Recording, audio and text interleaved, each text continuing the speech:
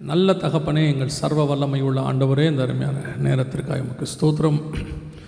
காலையில் எங்கள் மத்தியில் இடைப்பட்ட தேவ ஆவியானவர் இப்பொழுதும் இடைபட வேண்டுமா நாங்கள் ஜெபிக்கிறோம். மனுஷனுடைய சத்தத்தை அல்ல ஆண்டவரே, உம்முடைய வார்த்தையை நாங்கள் கேட்க வந்திருக்கிறோம். நீர் எங்களோடு கூட பேசுவீராக, உம்முடைய வார்த்தையை அனுப்புவீராக. நாங்கள் திரும்பி போகும்பொழுது வசனத்தை பெற்றுக்கொண்டவர்களாய் திரும்பி போக கர்த்தர் கிருபை பாராட்டும். மகிமை உள்ள கரத்தில் எங்களை தாழ்த்துகிறோம் எங்கள் ஆண்டவர் இயேசுவின் நாமத்தில் பிதாவே, அல்லேலூயா. எபிரேயர் நிருபம் 11ஆம் அதிகாரம் 7வது வசனம். விசுவாசத்தினாலே நோவா தற்காலத்தில் காணாதவைகளை குறித்து தேவ எச்சரிப்பு பெற்று பயபக்தி உள்ளவனாகி தன் குடும்பத்தை ரட்சிப்பதற்கு பேழையை உண்டு பண்ணினான். அதனாலே அவன் உலகம் ஆக்கினைக்குள்ளானதென்று தீர்த்து விசுவாசத்தில் உண்டாகும் நீதிக்கு சுதந்திர வழியானான். வேதம் சொல்லுகிறது மத்திய 24 நோவாவின் காலத்தில் எப்படி நடந்ததோ அப்படியே மனுஷகுமாரன் வரும் காலத்திலும் நடக்கும். நாம் இந்த நோவா காலத்துக்குரியதான ஒப்புமையான காலத்தில் தான் இருந்து கொண்டிருக்கிறோம். இந்த காலகட்டத்திலிருந்து தான் நாம் தேவனை சந்திப்பதற்கு ஆயத்தப்பட்டு கொண்டிருக்கிறோம். தேவனை சந்திப்பதற்கு நீங்கள் ஆயத்தப்படும் பொழுது, ஆண்டவர் வரும் பொழுது நோவா காலத்தில் நடைபெற்ற மாதிரியே எல்லாமும் நடைபெறும் என்று சொல்லி பார்க்கிறோம். பேதுருவின் புஸ்தகத்தில் வாசிக்கும் பொழுது சிலராகிய 8 பேர் மாத்திரம் அந்த பேழைக்குள் பிரவேசித்தார்கள் என்று சொல்லி நாம் பார்க்கிறோம். இந்த நோவா தேவனிடத்திலிருந்து காணாதவைகளை பெற்றுக்கொண்டான். அந்த வசனம் அப்படி தான் சொல்லுது. விசுவாசன நோவா தற்காலத்திலே காணாதவைகளை குறித்து தேவ எச்சரிப்பு பெற்று அப்படின்னு இருக்கு. நாமும் இந்த இயேசுவின் வருகைக்கு காத்திருக்கிறோம். நாமும் இந்த வருகையில் போக வேண்டும் என்று விரும்புகிறோம். நோவா காலத்துக்கும் நமக்கும் நிறைய ஒத்துமை இருக்குது. நீங்கள் முதல் 11 அதிகாரம் ஆதியாகமத்தை குறித்து ரொம்ப கேர்ஃபுல்லாக வாசிக்கணும். என்ன காரணம்னு கேட்டிங்கன்னா, ரெஸ்ட் ஆஃப் த பைபிளுக்கு அதுதான் மேப். அதாவது பின்னாடி இருக்க மொத்தத்துக்கும் இந்த 11 அதிகாரம் தான் மேப்பாக இருக்கிறது. இதை வச்சுக்கிட்டு தான் நீங்கள் மித்த எல்லாத்தையுமே படிக்க முடியும். ஸோ அந்த 11 அதிகாரம் ரொம்ப முக்கியமான ஒரு விஷயம். அதில் குறிப்பாக இந்த நோவா பார்த்திங்கன்னு சொன்னால் பேழையை செய்கிறார். இப்போ நம்ம ஆண்டவர் நம்மளை சபையில் வைத்து ஆயத்தப்படுத்தி கொண்டிருக்கிறார். கரெக்டாக நோவா பேழைக்குள்ளே போவார், சபை எடுத்துக்கொள்ளப்படும். நோவா 7 நாள் கழித்து, அவர் உள்ளே போனதுக்கு பிறகு 7 நாள் கழித்து ஜலப்பிரளயம் உண்டாகும். நாம் போன பிறகு 7 வருஷம் உபத்திரவ காலம். அந்த 7 வருஷம் கழித்து நியாய தீர்ப்பு பூமிக்கு வரும். அந்த நியாய தீர்ப்புக்கு பிறகு நோவா வெளியே மீண்டுமாக இந்த பூமியிலே பலுகி பெருகினார். அதே மாதிரி 7 வருஷம் கழித்து நியாய தீர்ப்புக்கு பிறகு இயேசு கிறிஸ்து 1000 வருஷ அரசாட்சியை பூமியிலே தொடங்குவார். இந்த மாதிரி ஒத்துமைகள் அந்த காலத்தில் எல்லாத்துலேயும் இருக்கும். நோவா புறா வெளியே விடுறதுக்கும் எல்லாத்துக்குமே ஒரு ஒப்புமை இருக்கும். ஸோ நோவா காலத்தில் நடைபெற்ற மாதிரியே தான் இப்போவும் நடைபெற போகுது. எல்லாமே ஓகே தான். ஆனால் வசனம் சொல்லுது, நோவா அந்த காரியத்தில் ஜலப்பிரளயத்திலே தப்பித்து மீண்டுமாக இங்கே பலுகி பெறுகிற கூட்டத்தில் இருக்கிறார். இன்றைக்கி நீங்களும் நான் அந்த வருகையில் தப்பித்து நாம் ஆண்டவரோடு கூட வருகையில் எடுத்துக்கொள்ளப்படுவோமா அப்படிங்கிறது தான் கேள்வி. என்ன காரணம் அப்படின்னு கேட்டிங்கன்னா, சபை என்பது உண்டாக்கப்பட்டு சபைக்கு நாம் ஏன் வருகிறோம்? இன்றைக்கி கடைசி காலத்தில் சபைக்கு வர்றதுக்கான நோக்கம் மாறிடுச்சு. அதாவது தேவனை அறிகிறதுக்கு முன்பாக நாம் வேறு மார்க்கத்தில் மதத்தில் இருந்தோம், வேறு ஆலயங்களுக்கு நாம் சென்றோம். அங்கே போனபோது ஒரு நோக்கத்தோடு கூட சென்றோம். எதுக்காக போனோம் அப்படின்னா, ஒன்று தேவன் அங்கே இருக்க கடவுள் மேலே பயத்தில் போனோம். 2 அங்கே இருக்க கடவுளுக்கு பொருத்தனை பண்ணிக்கிட்டு போனோம். 3 அங்கே இருக்கிற கடவுளுக்கு காணிக்கை கொடுக்கறதுக்கு போனோம். 4 அங்கே இருக்கிற கடவுள் நம்மளை ஆசீர்வதிக்கும் அப்படிங்கிற நம்பிக்கையில் போனோம். ஆனால் அதுக்கும் இங்கே இருக்கிறதுக்கும் என்ன வித்தியாசம் அப்படின்னு கேட்டிங்கன்னு சொன்னால், நாம் இங்கே ஆலயத்துக்கு அங்கே வரா மாதிரியே தான் இங்கேயும் வரோம் அப்படின்னு சொன்னால், அப்போ இது ஒரு மாற்று மதமாக மாறிடுது. ஆல்டர்னேட் ரிலிஜியன் அப்படின்னு ஆகிடுது. அப்புறம் சர்ச் ஆல்டர்னேட் ரிலிஜியஸ் சைட்டாக மாறிடுது. இன்னொரு வழிபாட்டு தலமாக மாறிவிடுகிறது. அப்படியானால் இங்கே வர வேண்டிய அவசியம் இல்லை. இன்னொரு ஆல்டர்னேட் மதத்தை கர்த்தர் உருவாக்க வேண்டியதில்லை. அப்படின்னா அவர் நியாய பிரமாணத்தையே வச்சுருந்துருப்பார். அந்த பிரமாணத்திலேயே நாம் போயிருக்கலாம். புது பிரமாணம் தேவைப்படாது. நியாய பிரமாணத்தினால் வசனம் தெளிவாக சொல்லுது, பூரணப்படுதல் உண்டாகவில்லைன்னு இருக்குது 7ஆம் அதிகாரம் எபிரேயரில். அப்படியானால் ஏன் ஆண்டவர் இப்போ புதிய ஏற்பாட்டில் சபையை உண்டாக்கி இருக்கிறார்? ஏன் உங்களை கொண்டு வந்திருக்கிறார் அப்படின்னு கேட்டிங்கன்னா, இப்போது கடைசி காலத்தில் நோக்கம் மாறிடுச்சு. சபை பிளெஸ்ஸிங் சென்டராக மாறிடுச்சு, ஆசீர்வாத மையம். சபை டெலிவரன்ஸ் சென்டராக மாறிடுச்சு, விடுதலை மையமாக மாறிடுச்சு. அப்புறம் சபை ஹீலிங் சென்டர், அதாவது சுகமளிக்கிற இடமாக மாறிடுச்சு. இதுக்கெல்லாம் சபை கிடையாது, சர்ச் அதுக்கான இடம் கிடையாது. சபை என்பது உலகத்தில் வேறு எங்கு இருந்தாலும் போக முடியாமல் சபைக்கு வந்தால் மட்டும் பரலோகத்துக்கு போகிறதுக்கான வழி சொல்லிக் கொடுக்குற இடம் தான் சபை. இது பரலோகத்துக்கு வழி சொல்லிக் கொடுக்குற இடம். இந்த பரலோகத்துக்கு வழி சொல்லுகிற இடத்துக்கு நீங்கள் வந்தீங்கன்னா இங்கே ஹீலிங் நடக்கும், டெலிவரன்ஸ் நடக்கும், பிளஸ்ஸிங் கிடைக்கும், எல்லாமே கிடைக்கும். இது ஆல்டர்னேட்டிவ் கிடையாது. இது அதோட கூட இருக்கிறதான பேக்கேஜ்.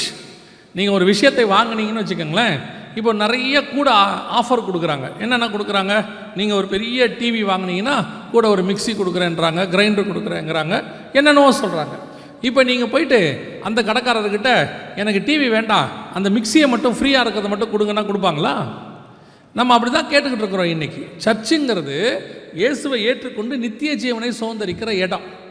இந்த நித்திய ஜீவனை சுதந்திரிக்க நீங்கள் வரும்போது உங்களுக்கு கூட இந்த சுகமளிக்கிறது, கூடவே முதலாவது தேவனுடைய ராஜ்யத்தையும் நீதியும் தேடுங்கள், பின்பு இவை யாவும் உங்களுக்கு கூட கொடுக்கப்படும். இந்த கூட கொடுக்கறது தான் இப்போ கான்சன்ட்ரேஷன். உங்களை கொஞ்சம் பேர் அப்படி நடத்த தொடங்கிட்டாங்க. உலகம் முழுக்க உங்களை கான்சன்ட்ரேஷன் முழுக்க அதையே பண்ணிட்டாங்க. இயேசு ஒரு ஆசீர்வாத கடவுளாக மாற்றிட்டாங்க. இயேசு ஆசீர்வாத கடவுள் அல்ல, இயேசு கிறிஸ்து பரலோகத்துக்கு வழி சொல்லுகிற கடவுள். நானே வழியும் சத்தியமும் ஜீவனுமாய் இருக்கிறேன். இது ஒன் அண்ட் ஒன்லி வே. அப்போ இங்கே வந்தால் மட்டும்தான் பரலோகத்துக்கு போகிற வழியை நாம் கற்றுக்கொள்ள முடியும். அதோடு கூட இதெல்லாம் கிடைக்கும். அப்போ இந்த பரலோகத்துக்கு போகிற வழி இயேசு வரும்போது அவரோடு கூட நாம் எடுத்துக்கொள்ளப்பட வேண்டும், அவரோடு கூட நாம் காணப்பட வேண்டும். ஒருவேளை மரணம் முந்துமானால் நாம் அந்த மரணத்திலே பரதீசிக்குள்ளே பிரவேசிக்க வேண்டும். இதுதான் பைபிள் சொல்லுது. ஆனால் இன்றைக்கி நாம் போவோமாங்கிறது தான் கேள்வி. ஏன்னா நம்ம அதில் கான்சன்ட்ரேட்டே பண்ணலை, அதை பற்றி நமக்கு தெரியாது. இன்றைக்கி நீங்கள் வருகையில் போவீங்களா? இந்த கிறிஸ்தவத்தில் இருக்கக்கூடியதான, இப்போது கடைசி காலத்தில் கிறிஸ்தவத்தில் இருக்கக்கூடியதான மிகப்பெரியதான ஒரு ப்ளஸ் பாயிண்ட், அது ப்ளஸ் பாயிண்ட் இல்லை, அது என்ன சொல்லணும், மிகப்பெரியதான காரியம் என்னன்னு கேட்டிங்கன்னா, கிறிஸ்தவர்களுக்கு யார் பரலோகத்துக்கு போக மாட்டாங்கன்றது நல்லா தெரியும், கன்ஃபார்மாக தெரியும். இப்போ நீங்கள் போயிட்டு பெந்தகோஸ்தேக்காரங்களை கேளுங்க, ஆர்சிக்காரங்க பரலோகத்துக்கு போவாங்களா? ஆர்சிக்காரங்க போக மாட்டாங்க. பெந்தகோஸ்தேக்காரங்க நம்ம எல்லாம் கன்ஃபார்மாக அவங்களுக்கு நியாய தீர்ப்பு கொடுத்துருவோம். ஆர்சிக்காரங்களை கேளுங்க, யார் பரலோகத்துக்கு போவா? அவங்கெல்லாம் போக மாட்டாங்க. அவங்கக்கிட்ட பெந்தகோஸ்தேக்காரங்கிட்ட அன்பே கிடையாது, அவங்க போக மாட்டாங்க. இப்போது சிஎஸ்ஐக்காரங்கிட்ட போய் நம்மளை கேளுங்க, நம்ம பரலோகத்துக்கு போக மாட்டோம். நம்மளை கேளுங்க, அவங்க போக மாட்டாங்க. இப்போ நம்ம எல்லாருக்கும் தெரிஞ்சது யார் பரலோகத்துக்கு போக மாட்டாங்கன்றது கன்ஃபார்மாக தெரியும். சுவிசேஷம் சொல்லும் போது கூட இயேசு நல்லவர், இயேசுக்கிட்ட வாங்கன்னு சொல்கிறது இல்லை, நீங்கள் இருக்கிற இடத்துல இருந்தால் பரலோகத்துக்கு போக மாட்டீங்க அப்படின்னு தான் சொல்ல ஆரம்பிச்சிட்டோம். இப்போ இது மாறிடுச்சு. இப்போ அப்போது நம்மக்கிட்ட இருக்கிற இன்னொரு பிரச்சனை என்ன? யார் போக மாட்டாங்கன்றது கன்ஃபார்ம் ஆகிடுச்சா? சரி, நீங்கள் போவீங்களான்னு கேட்டு பாருங்கள். நீங்கள் பரலோகத்துக்கு போவீங்களா? கர்த்தரே அறிவார். அவங்க போகிறதே அவங்களுக்கு என்ன கிடையாது, கன்ஃபார்ம் கிடையாது. வேற நம்ம கேட்டால் வேணால் சொல்லுவாங்க, போவோம் அப்படிம்பாங்க. ஆனால் அவங்க மனசாட்சிக்கு தெரியும், நம்ம போவோமா, நம்ம போகிறது கொஞ்சம் சந்தேகம்தான்.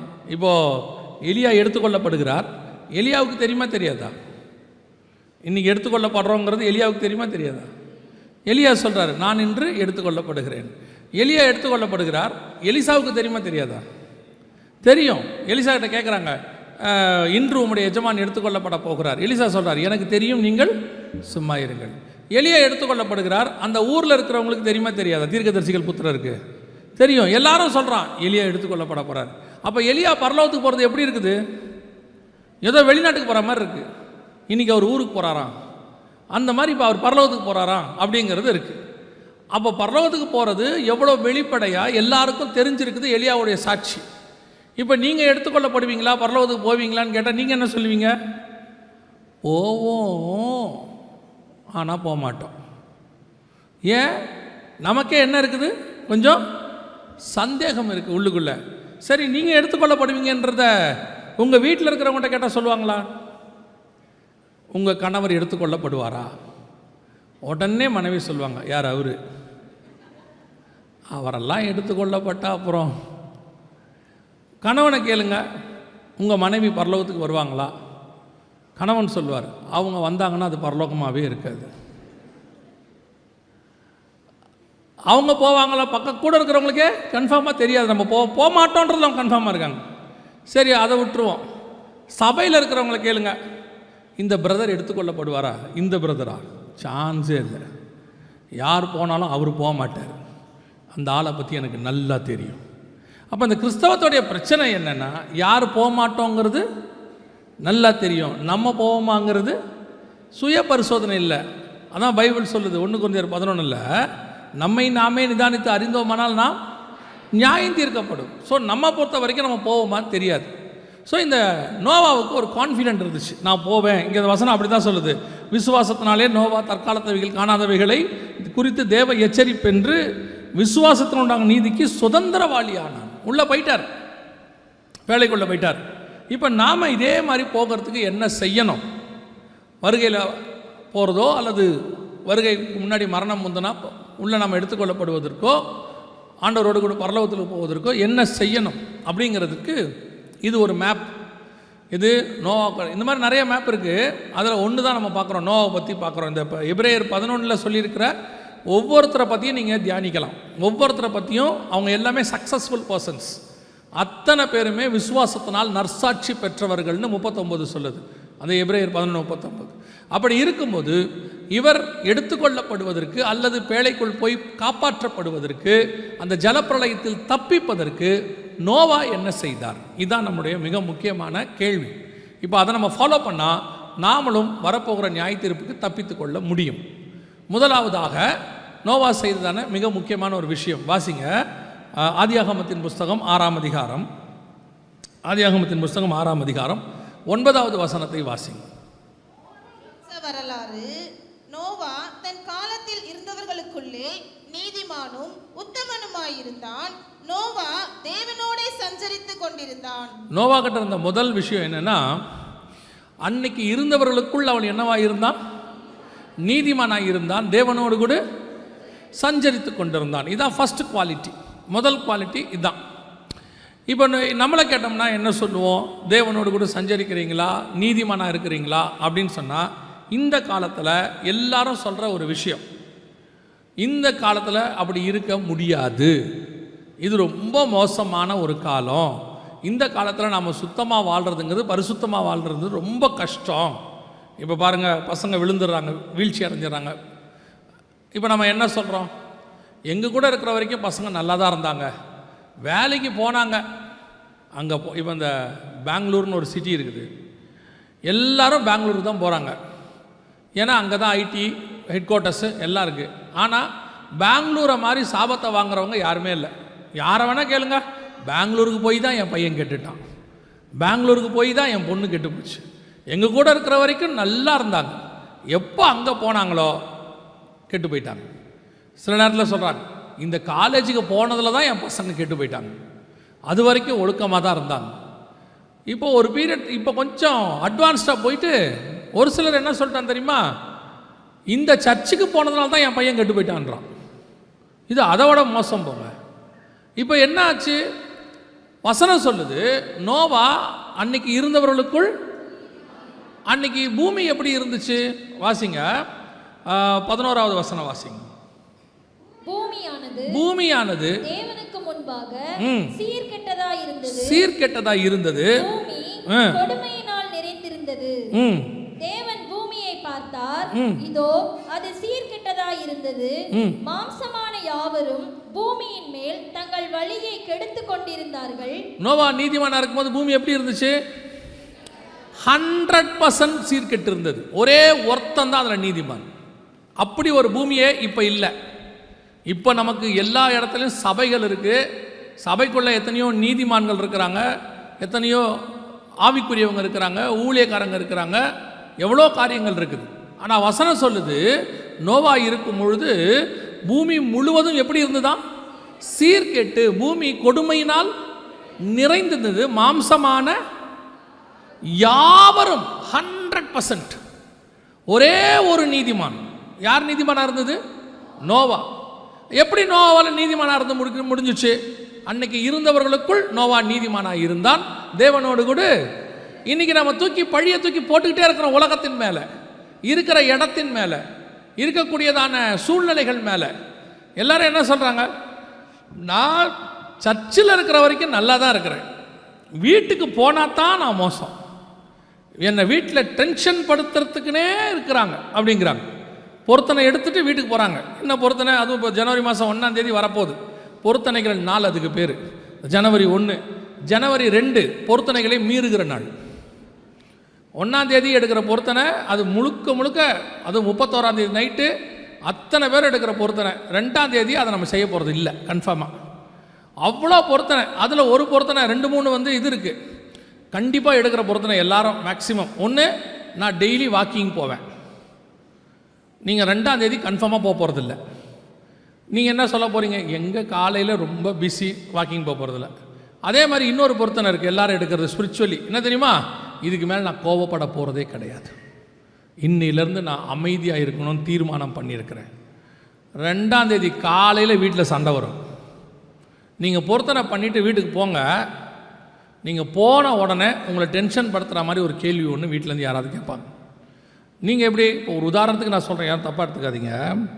நீங்கள் சர்ச்சு முடிச்சுட்டு போவீங்க, போகும்போதே மாமியாருக்கு ஒரு கேள்வி கேட்பாங்க, இவ்வளோ நேரம் போயிட்டு எங்கே கழிச்சு வரேன் அப்படின்னு. உடனே நீங்கள் இப்போ பரிசுத்தவான் பொருத்தனை எடுத்திருக்கீங்க இல்லையா, அதனால் நீங்கள் என்னென்னா ரொம்ப பொறுமையாக நீடிய பொறுமையோடு கூட சாந்தமாய் நீங்கள் பதில் சொல்லுவீர்கள். என்ன சொல்லுவீங்க, சர்ச்சுக்கு போயிட்டு வரேன். சும்மா இருக்க மாட்டாங்க அவங்க.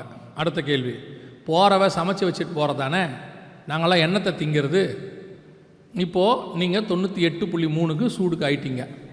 ஆனாலும் நீங்கள் உங்களுடைய பொருத்தனையை நீங்கள் காவல் செய்து கொண்டிருக்கிறீர்கள். இப்போ சொல்லுவீங்க, இதோ ஒரு அரை மணி நேரத்தில் செஞ்சிடறேன், இப்போ பண்ணிடுறேன். அவங்க சும்மா இருக்க மாட்டாங்க.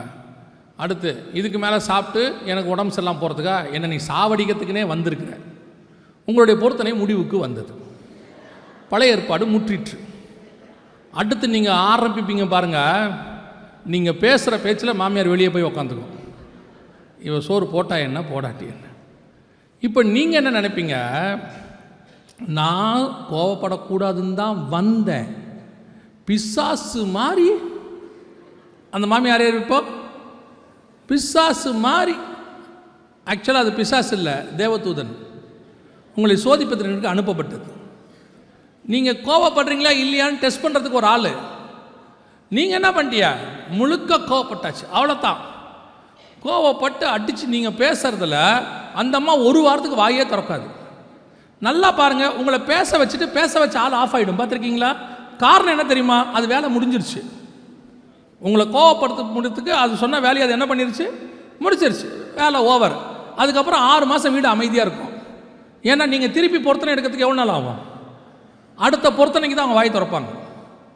நமக்குன்னு ஆண்டவர் அந்த மாதிரி வச்சிருப்பார். நம்ம பழிய தூக்கி என்ன போடுறோம், பாஸ்டர் நான் அமைதியாக தான் பாஸ்டர் இருக்கிறேன், என்னை டென்ஷன் படுத்துறதுக்குனே அவங்க இருக்கிறாங்க. நான் ஆஃபீஸில் ஒழுங்காக தான் இருக்கிறேன், என்னை கோவப்படுத்தி அந்த ஆஃபீஸை விட்டு துரத்துறதுக்குனே பார்க்குறாங்க. இப்போ பழிய தூக்கி எங்கே போட்டுக்கிட்டு இருக்கிறோம், நம்மளை சுற்றி இருக்கிறது மேலே போடுறோம். ஆனால் நோவா இருந்த காலத்தில் வசனம் சொல்லுது, பூமி கொடுமையினால் நிறைந்திருந்தது, மாம்சமான யாவரும் தங்கள் வழியை கெடுத்து கொண்டதார்கள். 100% கெட்டவர்கள். அந்த கெட்டவர்களுக்குள்ள இவன் ஒருத்தன் நீதிமானாக இருந்தான். அப்படின்னா பரலோகம் உங்களை எப்பவுமே பரிசுத்தவான்கள் மத்தியில் வச்சு உங்களை பரலோகத்துக்கு கூட்டிகிட்டு போகாது, பரிசுத்தவான்கள் மத்தியில் வச்சு உங்களை சோதிக்காது. இயேசு கிறிஸ்துவை பரலோகம் எங்கே வச்சு சோதிச்சு தெரியுமா, நாசரேத்தில் கொண்டு போய் வச்சாராம். அதனால தான் நாசரேத்திலிருந்து வரும்போது ஒருத்தன் கேட்குறான், நாசரேத்திலிருந்து நன்மை தோன்றுமோ? அதனால தான் இயேசு பற்றி வசனம் சொல்லுது, அவர் தாமே நம்மை போல எல்லா விதத்திலும் சோதிக்கப்பட்டு. அவரும் எல்லா டென்ஷனையும் பார்த்துருக்கிறார், எல்லாம் அவருக்கும் தெரியும். அவரும் 30 வயசு வரைக்கும் குடும்பத்தில் இருந்திருக்கிறார். அண்ணன் தம்பி எல்லாம், அண்ணன் கிடையாது, தம்பி அப்பா அம்மா எல்லாரோடையும் இருந்திருக்கிறார். he knows very well. பிரச்சனை அதான். இப்போ பாருங்க, சோதம் முழுக்க கெட்டு போயிருக்குது 100%. அதில் ஒரே ஒரு நீதிமான் இருக்கிறான். யாரு? லோத்து. வசனம் சொல்லுது, நீதிமானாகிய லோத்து. ஏன் அவன் தன்னை கரெக்ட் பண்ணி கொள்ளலை? மொத்த சோதோமிலையும் அவன் ஒருத்த மட்டும் நீதிமானாக உட்கார்ந்துருக்கிறான். மொத்த நாசரத்திலையும் இயேசு நீதிமானாக இருக்கிறார்.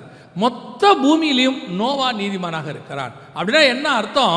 உங்களை சுற்றி எந்த சூழ்நிலைகள் இருந்தாலும், எதுவாக காணப்பட்டாலும், எவ்வளோ கோவப்படுத்துகிறவன் இருந்தாலும், பாவம் செய்கிறவன் இருந்தாலும், அவைகளுக்கு நடுவில் உங்களை பாதுகாத்து கொள்ள வேண்டியது உங்களுடைய வேலை. அதுதான் ஆண்டவர் சொல்றார், உங்களால் முடியும். அதுக்கு தான் ஆண்டவர் வச்சிருக்கிறார். உங்களால் முடியாதுங்கிறதுக்காக கத்தர் அங்கே வைக்கல, உங்களால் முடியுன்றதுக்கு தான் கத்தர் பிளேஸ்மெண்ட் பண்ணியிருக்கிறார். குடியக்காரங்களே இல்லாத, டாஸ்மாகே இல்லாத ஒரு ஏரியாவில் நீங்கள் குடிக்காமல் இருக்கிறது ஒன்றும் பெரிய விஷயமே கிடையாது. எல்லாம் இருந்து அங்கே எல்லாம் இலவசமாக கிடைக்கும்னு தெரிஞ்சு நீங்கள் குடிக்காமல் இருக்கிறீங்கள, அதுதான் சக்ஸஸ். இன்றைக்கி நிறைய பேர் அதான் சொல்கிறாங்க, நாம் சூழ்நிலை ஒழுங்காக இருந்தால் நான் ஒழுங்காக இருப்பேன், சூழ்நிலை ஒழுங்காக இருந்தால் எல்லாரும் தான் ஒழுங்காக இருப்பாங்க. எல்லாரும் இருக்கிறது எப்படி அப்புறம் நம்ம ப்ரூவ் பண்ணிட்டு போக முடியும் நீதிமான்னு சொல்லி. இன்றைக்கி சபைகளுக்குள்ள இன்னொரு மிக முக்கியமான ஒரு காரியம் ஓடிக்கிட்டு இருக்குது. என்ன ஓடிக்கிட்டு இருக்குது?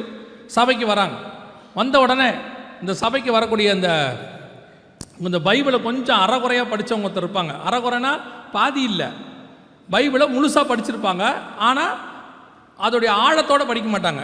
அவங்களுக்கு வேண்டியது டெய்லி பைபிள் படிக்கணும். அதில் ஒரு பெருமை வேறு இருக்கும், நான் 10 தடவை பைபிள் முடிச்சிருக்கிறேன், என் வாழ்நாளில் 20 தடவை பைபிள் முடிச்சிருக்கிறேன். சந்தோஷம், நான் இல்லைன்னு சொல்லலை. இவங்க வந்துடுவாங்க, இங்கே வந்துட்டு அடுத்து சொல்லுவாங்க, இந்த சர்ச்சில் எல்லாம் மோசமானவங்க, ஒருத்தரை கூட சரியில்லை, எப்படி இந்த சர்ச்சில் இருக்கிறது? சர்ச்சில் அப்படி தான் இருப்பாங்க. சர்ச்சுங்கிறது பாவிகள் இருக்கிற இடம், அவர்களை பரிசுத்தமாக்குறதுக்கு தான் சர்ச்சு. வெறும் பரிசுத்தவான்கள் மட்டும் இருக்கணும்னா நீங்கள் பரலோகத்துக்கு தான் போகணும். அங்கே மட்டும்தான் வெறும் பரிசுத்தவான்கள் இருப்பாங்க. சபைங்கிறது எப்படி இருக்கும்? பாவிகள் தான் இருப்பாங்க. இவங்களை பரிசுத்தமாக்குறதுக்கு கர்த்தர் கூட்டிகிட்டு வந்திருக்கிறார். அவர்கள் மத்தியில் நீங்கள் எப்படி பரிசுத்தமாக இருக்கிறீங்கிறது தான் முக்கியம். இங்கே எப்படி இருக்குது? இங்கே வரும்போது நீங்கள் அவன் பாவி மனம் திரும்பிட்டான், நீங்கள் பரிசுத்தவன் பாவியாக மாறிட்டீங்க. எதனால? அவன் மேலே கோவம். அந்த பிரதர் பக்கத்தில் நான் உட்காரவே மாட்டேன், எனக்கு அவரை கண்டாலே பிடிக்காது. பரலோகத்துக்கு வந்தால் என்ன பண்ணிடுவீங்க? உங்கள் பக்கத்தில் வந்து பரலோகத்தில் உட்காந்துட்டார், என்ன பண்ணுவீங்க? ஏந்திரிச்சு நரகத்துக்கு போயிடுவீங்களா? இந்த ஆள் பக்கத்தில் நான் பரலோகத்தில் உட்கார மாட்டேன்னு. இதில் வேறு சிலர்லாம் சேரில் சீட்டு போட்டு உட்காந்துருக்கிறது, பக்கத்தில் பைபிளை வச்சுட்டு. நான் அந்த சிஸ்டர் பக்கத்தில் உட்காந்து தான் செய்தி கேட்பேன். கேட்டால் அப்போ தான் எனக்கு செய்தி கேட்டால் மாதிரி இருக்கும், இல்லைன்னா கேட்காத மாதிரி இருக்குமா? யார் பக்கத்தில் உட்காந்தா என்ன, எப்படி இருந்தா என்ன, பக்கத்தில் உட்காந்துருக்க எந்த பாவியாக இருந்தா என்ன? அவன் இங்கே எதுக்கு வந்திருக்கிறான்? பரிசுத்தமாக வந்திருக்கிறான்.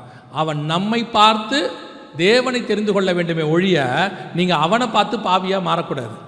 சூழ்நிலைகள் மேலே குற்றத்தை சொல்லாதீங்க, உங்கள் சுற்றி இருக்கிறவங்க மேலே காரணத்தை சொல்லாதீங்க. இன்றைக்கி ஒரு கூட்டம் அப்படி இருக்கு, பழியை தூக்கி எல்லார் மேலேயும் போட்டுடுது.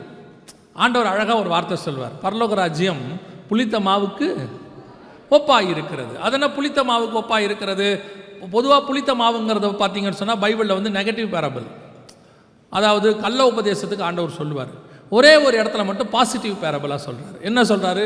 புளித்த மாவு பரலோகராஜ்யம் புளித்த மாவுக்கு ஒப்பாய் இருக்கிறது. அதோடைய அர்த்தம் என்ன? புளித்த மாவு, அவர் சொல்கிறாரு, கொஞ்சம் புளித்த மாவு 3 படி மாவை என்ன செய்யுமா? புளிக்க செய்து விடும். அப்படின்னா ஒரு வேளை இங்கே இருக்கிற நம்ம ஆளுங்களுக்கு தெரியாது, யங்ஸ்டர்ஸ்க்கு புளித்த மாவுனா என்னான்ட்டு. இப்போது நீங்கள் தயிர்லாம் உர ஊற்றுவீங்க, பார்த்துருக்கீங்கல்ல? கொஞ்சம் தான் நம்ம என்ன பண்ணுவோம், தயிர் எடுத்து ஒரு 1/2 லிட்டர்லேயே 1 லிட்டர் பால்லேயே ஊற்றிடுவோம். இந்த 1/2 லிட்டர் 1 லிட்டர் பாலில் கொஞ்சம் ஊற்றுற தயிர் மொத்த பால் மாதிரி இது பாலாக மாறாது.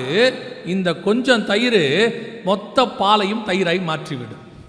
ஏன்னா அந்த தயிருக்குள் இருக்கிற புளிப்புத்தன்மைக்கு அப்படி ஒரு பவர் உண்டு. அதுக்கு ஒப்பாக பரலோகராஜ்யத்தை ஆண்டவர் சொல்கிறார்.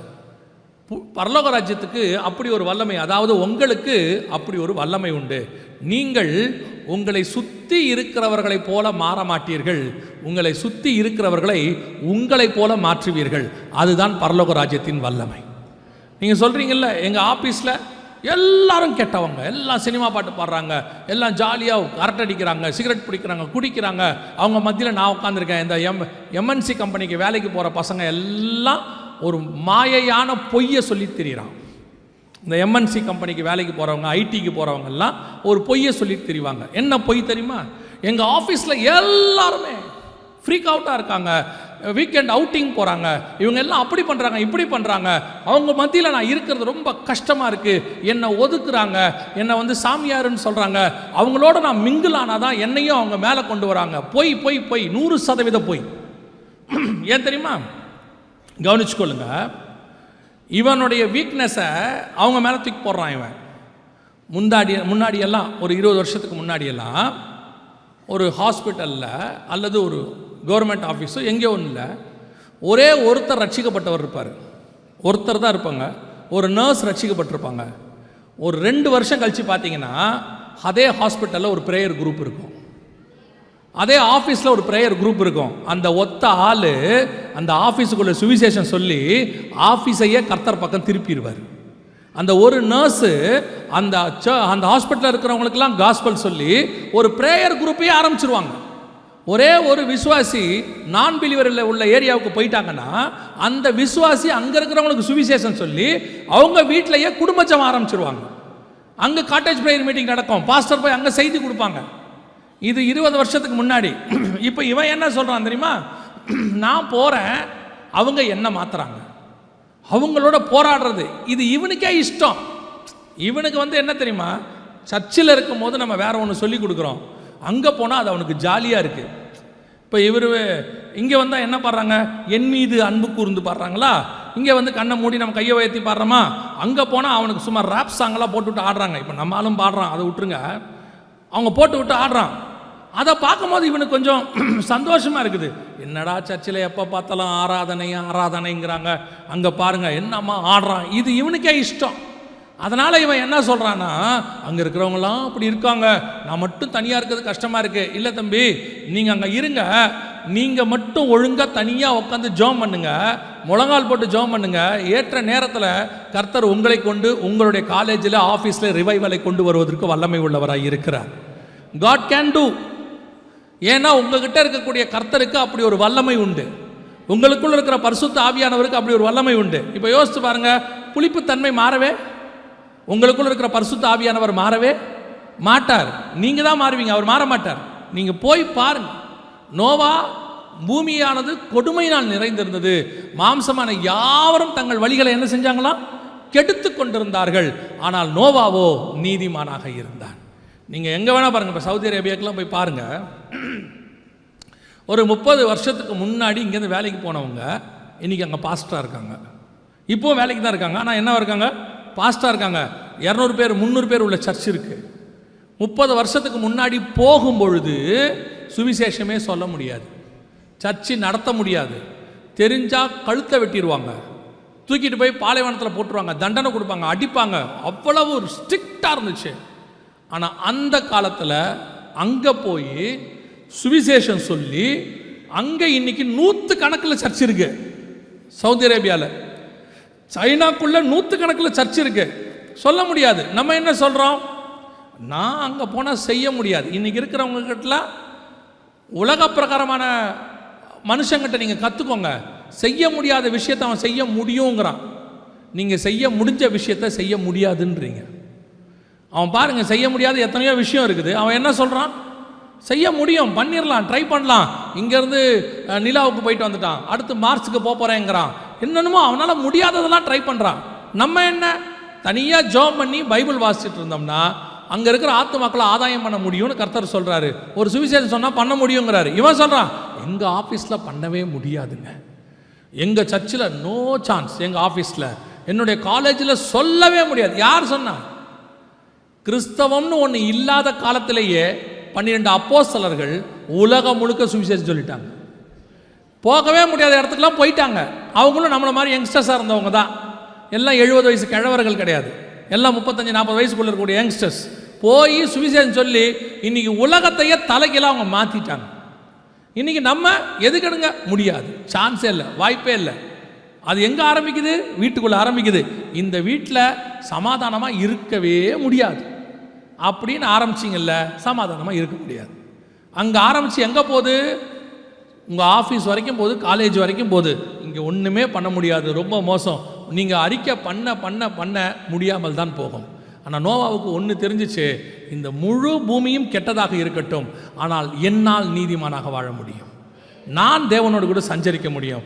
என்னை சுற்றி இருக்கிறவன் எப்பேற்பட்டவனாக இருந்தாலும் சரி, நான் கர்த்தருக்கு உண்மை உள்ளவனாக இருப்பேன். அதுதான் நோவாவுடைய ஃபஸ்ட்டு சக்ஸஸ். இன்றைக்கி நாம் அதோட தீர்மானம் ஒன்று எடுக்கணும். என்ன எடுக்கணும் தெரியுமா? ஏன் என்னை என் ஆஃபீஸில் ஆண்டவர் வச்சுருக்கிறாரு? ஏன் இந்த குடும்பத்துக்குள்ளே என்னை வச்சுருக்கிறாரு? ஏன் இந்த ஏரியாக்குள்ளே என்னை ஆண்டவர் வச்சுருக்கிறாரு? என்னை கொண்டு கர்த்தர் ஏதோ செய்ய விரும்புகிறார். அவர்களைப் போல நான் மாற மாட்டேன், என்னை போல அவர்களை மாற்றுவேன், என் இயேசுவை போல அவர்களை மாற்றுவேன். நான் சுவிசேஷம் சொல்லுவேன், அங்கே ஒரு ஜப கூட்டம் வரும், அங்கே அநேகர் ஆண்டவர் ரட்சிப்புக்குள்ளே நடத்துவார். அந்த விசுவாசம் உங்களுக்குள்ளே வரணும். நோவா பேழைக்குள் பிரவேசிப்பதற்கு முதல்ல அவன் தேவனோடு கூட சஞ்சரித்து கொண்டிருந்தான். இன்றைக்கி நாம் தேவனோடு சஞ்சரிக்கிறவங்களா இருக்கிறோமா? உண்மை உள்ளவர்களாக இருக்கிறோமா? நீதிமான்களாக இருக்கிறோமா? சுற்றி இருக்கிறது மேலே எது மேலேயும் பழி போட்டுறாதீங்க, எதையுமே சொல்லாதீங்க. நீங்கள் மட்டும் என்ன செய்ய முடியும்? உண்மை உள்ளவர்களாக இருக்க முடியும். ரெண்டாவது, நோவா கிட்ட இருந்த இன்னொரு மிக முக்கியமான விஷயம், அதே எபிரேயர் 11 அந்த 7ஆம் வசனம் வாசிங்க பார்ப்போம். விசுவாசத்தினாலே நோவா தற்காலத்திலே காணாதவைகளை குறித்து தேவ எச்சரிப்பு பெற்று பயபக்தியுள்ளவனாகி தன் குடும்பத்தை ரட்சிப்பதற்கு பேழையை உண்டு பண்ணினான். அதனாலே அவன் உலகம் ஆக்கினைக்குள்ளானதென்று தீர்த்து விசுவாசத்தினால் உண்டாகும் நீதிக்கு சுதந்திரவாளியானான். நோவா ரெண்டாவது எதுக்காக பேழையை உண்டு பண்ணினான்? தன் குடும்பத்தை ரட்சிப்பதற்கென்று பேழையை உண்டு பண்ணினான். ஆனால் கர்த்தர் எதுக்கு பேழையை உண்டு பண்ண சொன்னார் பாருங்க, வாசிங்க 18-19 ஆதியாகமத்தின் புஸ்தகம் 6ஆம் அதிகாரம் 18-19 வாசி. ஆனாலும் உன்னுடனே என் உடன்படிக்கையை ஏற்படுத்துவேன், நீயும் உன்னோடே கூட உன் குமாரரும் உன் மனைவியும் உன் குமாரரின் மனைவிகளும் பேழைக்குள் பிரவேசியுங்கள். சகலவித மாம்சமான ஜீவன்களிலும் ஆணும் பெண்ணுமாக வகை ஒன்றுக்கு ஒவ்வொரு ஜோடு உன்னுடன் உயிரோடே காக்கப்படுவதற்கு பேழைக்குள்ளே சேர்த்துக்கொள். அப்ப கர்த்தர் எதற்கு செய்ய சொன்னாரு? உன் குடும்பமும் ரட்சிக்கப்படணும். அடுத்து என்ன செய்யணும்? ரெண்டாவது என்ன பண்ணணும்? சகலவித ஜீவ ஜந்துக்களும் ஆணும் பெண்ணுமாக பேழைக்குள் சேர்த்துக்கொள். கர்த்தருக்கு வேர்ல்டு விஷன் இருக்கு. உலகத்தையே ரட்சிக்க வேண்டும் என்பது கர்த்தருடைய விஷன். எல்லாத்தையும் சேர்த்துக்கப்பா, வேர்ல்டு விஷன் அது. ஆனால் நோவாவுடைய ஃபர்ஸ்ட் ப்ரிஃபரன்ஸ் என்ன தெரியுமா? வேர்ல்டு. கர்த்தர் எனக்கு ஒரு ஊழியம் கொடுத்துருக்கிறார், பெரிய வேலை, 300 முழ நீளம், அப்புறம் 30 முழ உயரம், 50 முழ அகலம், பெரிய பேழை கட்ட சொல்லிட்டாரு. அதோடைய நோக்கம் என்ன? உலகத்தில் இருக்கிற எல்லா ஜீவ ஜந்துக்களும் ஜோடு ஜோடாக உள்ளே வரணும். ஒரு ரிசர்ச் சொல்லுது, குறைஞ்சபட்சம் 10,000 வகை உள்ளே இருந்துச்சான். 10,000 நம்பர்ஸ் இல்லை, 10,000 வகையான ஜீவ ஜந்துக்கள் உள்ளே இருந்துச்சான். ஏன்னா இன்னைக்கு அந்த அளவுக்கு இருக்குது, இதை வச்சு கால்குலேட் பண்ணுறாங்க. அந்த அளவுக்கு விஷன் பெருசு. ஆனால் நோவா எதுக்கு உண்டு பண்ணினான் பேழையை? 11:7 என்ன சொல்லுச்சு? தன் குடும்பத்தை ரட்சிக்கும்படிக்கு. கர்த்தர் சொன்னது 2 வேலை, உன் குடும்பத்தையும் சேர்த்துக்கோ, உலகத்தில் உள்ள எல்லா ஜீவ ஜந்துக்களையும் சேர்த்துக்க. கரெக்ட் ஆண்டவரே, எல்லாம் செய்கிறேன், நான் பேழையை கட்டுறேன். ஆனால் ஏன் ப்ரிஃபரன்ஸ் ஃபஸ்ட்டு என்ன தெரியுமா? என் குடும்பத்தை நான் ரட்சிக்க வேண்டும். ஃபஸ்ட்டு எனக்கு ப்ரிஃபரன்ஸ் என் குடும்பம். இன்னைக்கு உங்கள் குடும்பம் பேழைக்குள் பிரவேசிக்குமா? இன்னைக்கு பேழைக்குள்ளே பிரவேசிக்கிற அளவுக்கு உங்கள் குடும்பம் இருக்குதா? இன்னைக்கு என்ன பிரச்சனை? ஆவிக்குரியவங்களாக இருக்கிறோம், ஆனால் நம்ம குடும்பம், மனைவி, பிள்ளைகள் அத்தனை பேரும் பேழைக்குள் பிரவேசிப்பார்களா? வருகையில் வருவாங்களா? நமக்கு கான்ஃபிடென்ட் இருக்குதா? இன்னைக்கு நம்ம ஒரு ஆவிக்குரியவங்கிட்ட இருக்கிற ஒரு பெரிய டிராபேக் என்ன தெரியுமா? உலகத்துக்கே சுவிசேஷம் சொல்லுவான், எல்லாருக்கும் போய் சொல்லுவான், வீட்டுக்கு சொல்ல மாட்டான், வீட்டில் சுவிசேஷமே சொல்ல மாட்டாங்க. இன்னும் சொல்ல போனால் வீட்டில் அவங்களுடைய ஸ்பிரிச்சுவாலிட்டியோடைய எந்த எவிடன்ஸுமே இருக்காது. இன்னொரு இதுக்கு ஒரு ஆப்போசிட் ஒன்று இருக்குது. என்ன தெரியுமா? உலகமே உங்கள் ஊழியத்தை ஏற்றுக்கொள்ளும், உங்கள் வீட்டில் இருக்கிறவங்க கேட்க மாட்டான். இதான் இன்னொரு பிரச்சனை. 2 ஆப்போசிட் கார்னர்ஸ். முதல் கார்னர் என்ன? நீங்கள் எங்கள் பாஸ்டர் ஒரு ஊழியத்தை கூப்பிட்ட உடனே வந்து நிற்பாங்க, நான் வரேன் பாஸ்டர், நாங்கள் வரோம். மணிப்பூருக்கு யார் வரீங்க? நாங்கள் வரோம். அங்கே ஒரிசாக்கு யார் வரீங்க? நாங்கள் வரோம். எத்தனை பேர் மிஷனரி பிரயாணம்? நாங்கள் வரோம். எல்லாம் ஓகே தான். உங்கள் வீடு எப்படி இருக்குது? ஆண்டவருக்குள்ளே இருக்குதா? உங்கள் வீடு கர்த்தருக்குள் கட்டப்பட்டு இருக்குதா? உங்கள் வீட்டுக்குள்ளே சுவிசேஷம் இருக்குதா? ஆண்டவர் இருக்கிறாரா? இன்னைக்கு அதான் ரொம்ப முக்கியம். ஃபஸ்ட்டு ப்ரிஃபரன்ஸ் உங்கள் ஃபேமிலிக்கு கொடுங்க, உங்கள் பிள்ளைகளுக்கு கொடுங்க, உங்கள் கணவனுக்கு கொடுங்க, மனைவிக்கு கொடுங்க. இன்னைக்கு குடும்பத்துக்கு இம்பார்ட்டன்ஸே இல்லை. இன்னைக்கு பாருங்கள், எத்தனை பேருடைய குடும்பம், ஆவிக்குரிய குடும்பம் சக்ஸஸ்ஃபுல்லாக இருக்கிறது. அதுவும் இப்போ இந்த கடைசி காலத்தில் இந்த கிறிஸ்தவ குடும்பங்களை, குறிப்பாக ஆவிக்குரிய குடும்பங்களை பிசாசு பிரிக்கிறதுக்கு வகை தேடிக்கிட்டு இருக்கிறான் பயங்கரமாக. அதுவும் இந்த காலகட்டத்தில் இந்த ஆவிக்குரிய குடும்பம் இருக்குது பாருங்க. நான் சொல்கிறது பேர பேத்தி எடுத்தவங்கள இல்லை, இப்போ கல்யாணம் பண்ணக்கூடிய யங்ஸ்டர்ஸ், இப்போ புதுசாக கல்யாணம் பண்ணுறாங்க, அல்லது ஒரு குழந்தை பிறந்து 1 வயசு 2 வயசு இருக்கிறாங்க. இந்த மாதிரி வீடுகளில் இப்போ அதிகமாக கேட்கப்படுகிற ஒரு வார்த்தை, ஏதாவது கொஞ்சம் பிரச்சனை வந்தோடனே, சின்ன ப்ராப்ளம் வந்த உடனே வாயில் வர்றது பிசாசு கொடுக்குற வார்த்தை என்ன தெரியுமா? டிவோர்ஸ் பண்ணிக்கலாம். உடனே எடுத்த உடனே டிவோர்ஸ், இல்லையா நம்ம தனியாக போய்க்கலாம், செப்பரேட்டட். எதுக்கு? என்னதுக்கு செப்பரேட்டு? ஏன் உங்களால் சேர்ந்து வாழ முடியல? செப்பரேட் ஆகிறதுனா ரொம்ப ஈஸி, ஒரு செகண்ட் தான் வேலை. சேர்ந்து வாழ்கிறது தான் கஷ்டம். அதான் சொல்லுவார் சாது சுந்தர் சிங், ரத்த சாட்சியாய் மரிப்பது எளிது, ரத்த சாட்சியாய் வாழ்வது தான் கடினம். ரொம்ப ஈஸி இன்னைக்கு எல்லாருடைய வாயிலையும், ஓ வேணாம் விட்டுறலாம், முடிச்சிடலாம், ஃபினிஷ் பண்ணிக்கலாம். ஏன்? இன்னைக்கு குடும்பத்தில் அந்த ஆவிக்குரிய பாண்டிங் இல்லை, ஸ்பிரிச்சுவல் பாண்டிங் கிடையாது. குடும்பம்னா என்ன? ஏதோ கல்யாணம் பண்ணுறோம், பிடிச்சா சேர்ந்து வாழ்கிறோம், பிடிக்காட்டி இல்லை. முதல்ல கல்யாணம் பண்ணுறதுக்கு முன்னாடி 1000 தடவை யோசிக்கணும், 2000 தடவை கூட யோசிங்க, 40 நாள் கூட ஃபாஸ்டிங் போடுங்க, ஒரு தப்பு கிடையாது. தேவைப்பட்டால் கர்த்தர்ட்ட அடையாளம் கூட கேளுங்க, ஒரு தப்பு கிடையாது. ஆனால் கல்யாணம் பண்ண பிறகு ஒரு தடவை கூட யோசிக்கக்கூடாது, not even a single time யோசிக்கக்கூடாது. ஏன் தெரியுமா? யோசிச்சிங்க பிசாசு வந்துடுவான், அவ்வளோதான். Once finished everything is finished. ஒரு தடவை பண்ணியாச்சு. பண்ணுறதுக்கு முன்னாடி எத்தனை தடவை வேணால் யோசிச்சிருக்கணும், பண்ணுறதுக்கு முன்னாடி யோசிக்கிறதே இல்லை, பார்த்த உடனே இதுதான். எப்படிப்பா சொல்கிற? முடி நீளமாக இருக்கு. முடி நீளமாக இருக்கிறதுக்கும் கல்யாணம் பண்ணுறதுக்கும் என்னடா சம்மந்தம்? இல்லை, நான் ஆண்டவர்கிட்ட ஒன்று தான் கேட்டேன், ஆண்டவரே எனக்கு நீளமான முடி உள்ள பெண். அவனுக்கு தெரியல முடி மட்டும் நீளம் இல்லை, நாக்கும் நீளம். நிஜம், முடி நீளமாக இருக்குன்னு கூட்டு வந்துட்டான், நாக்கு நீளமாக இருக்குன்னு வந்த பிறகு தான் தெரியுது. அப்புறம் சொல்கிறான், ஆண்டவரே என்னை ஏன் பிடித்து, அவர் எங்கடா பிடிச்சு கொடுத்தாரு? நீங்களா போய் கூட்டு வந்துட்டு. அப்புறம் சொல்கிறது, இப்போது புதுசாக ஒன்று ஆரம்பிச்சிருக்காங்க சர்ச்சில், எதையாவது போய் கூட்டிகிட்டு வந்துடுறான், எங்கே இருந்தாவது வேலை பார்க்குற இடத்துல, படிக்கிற இடத்துல கூட்டிகிட்டு வந்துடுறான். கூட்டிகிட்டு வந்துட்டு அப்பா அம்மா கிட்ட சொல்கிறான், இது இல்லாட்டி நான் செத்தே போவேன். அவனுக்கு தெரியாது, பண்ணா தான் சாவ போகிறான். உடனே இந்த அப்பா அம்மாவும் அங்கேருந்து வர்றது பாஸ்டர்கிட்ட, பாஸ்டர் ஆசைப்பட்டுட்டான் பாஸ்டர், செத்து போவேங்கிறான் பாஸ்டர், எப்படியாவது பண்ணி விடு. எப்படி பண்ணி விடுறது? எப்படி பண்ணுறது? நாளைக்கு கல்யாணம், இன்றைக்கி ஞானசானம் எடுக்குது. அது பையன் இன்றைக்கி தான் ஞானசானமே எடுக்கிறான். ஏன்னு கேட்டு பாருங்க, அவன் எங்கேருந்தோ வந்தா இதை கல்யாணம் பண்ணுறதுக்கு அதை கிறிஸ்தவனாக மாறுறான். முந்தின நாள் ஞானசானம் எடுக்கிறான், கல்யாணம் முடிஞ்சிச்சு, மறுநாள் அங்கேயே போயிட்டான், போட்டு தூக்கி போட்டு மிதிக்கிறான், சாத்துறான். அப்புறம் சொல்கிறது, ஆண்டவர் எனக்கு ஏன் இதெல்லாம் அனுமதி கொடுத்தாரு? ஆண்டவரா உன்னை ஃபேஸ்புக்கில் பார்க்க சொன்னார்? ஆண்டவரா ரிக்வெஸ்ட் கொடுக்க சொன்னார்? ஆண்டவரா ஊர் சுத்த சொன்னார்? இன்னைக்கு பண்ணுறதெல்லாம் பண்ணிவிட்டு சேட்டை ஆண்டவர்கிட்ட வந்து பழிய போடுறது. அப்புறம் வந்து சொல்கிறது, பாஸ்டர் ஏதாவது வழி உண்டா? என்ன கேட்குது? என்ன கேட்குறாங்க அவங்க? ஏதாவது வழி உண்டா? என்ன வழி? இல்லை இல்லை தெரியாமல் பண்ணிருச்சு, அவன் இவ்வளோ மோசம்னு தெரியாது, அதனால் நாங்கள் பார்க்குறோம், நீங்கள் தான் ஜோம் பண்ணி. அது எதுக்கு ஜோம் பண்ணோம்?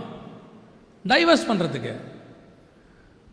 தப்பாக கல்யாணம் பண்ணுறதும் தப்பு, பண்ண கல்யாணத்தை டைவர்ஸ் பண்ணுறதும் தப்பு.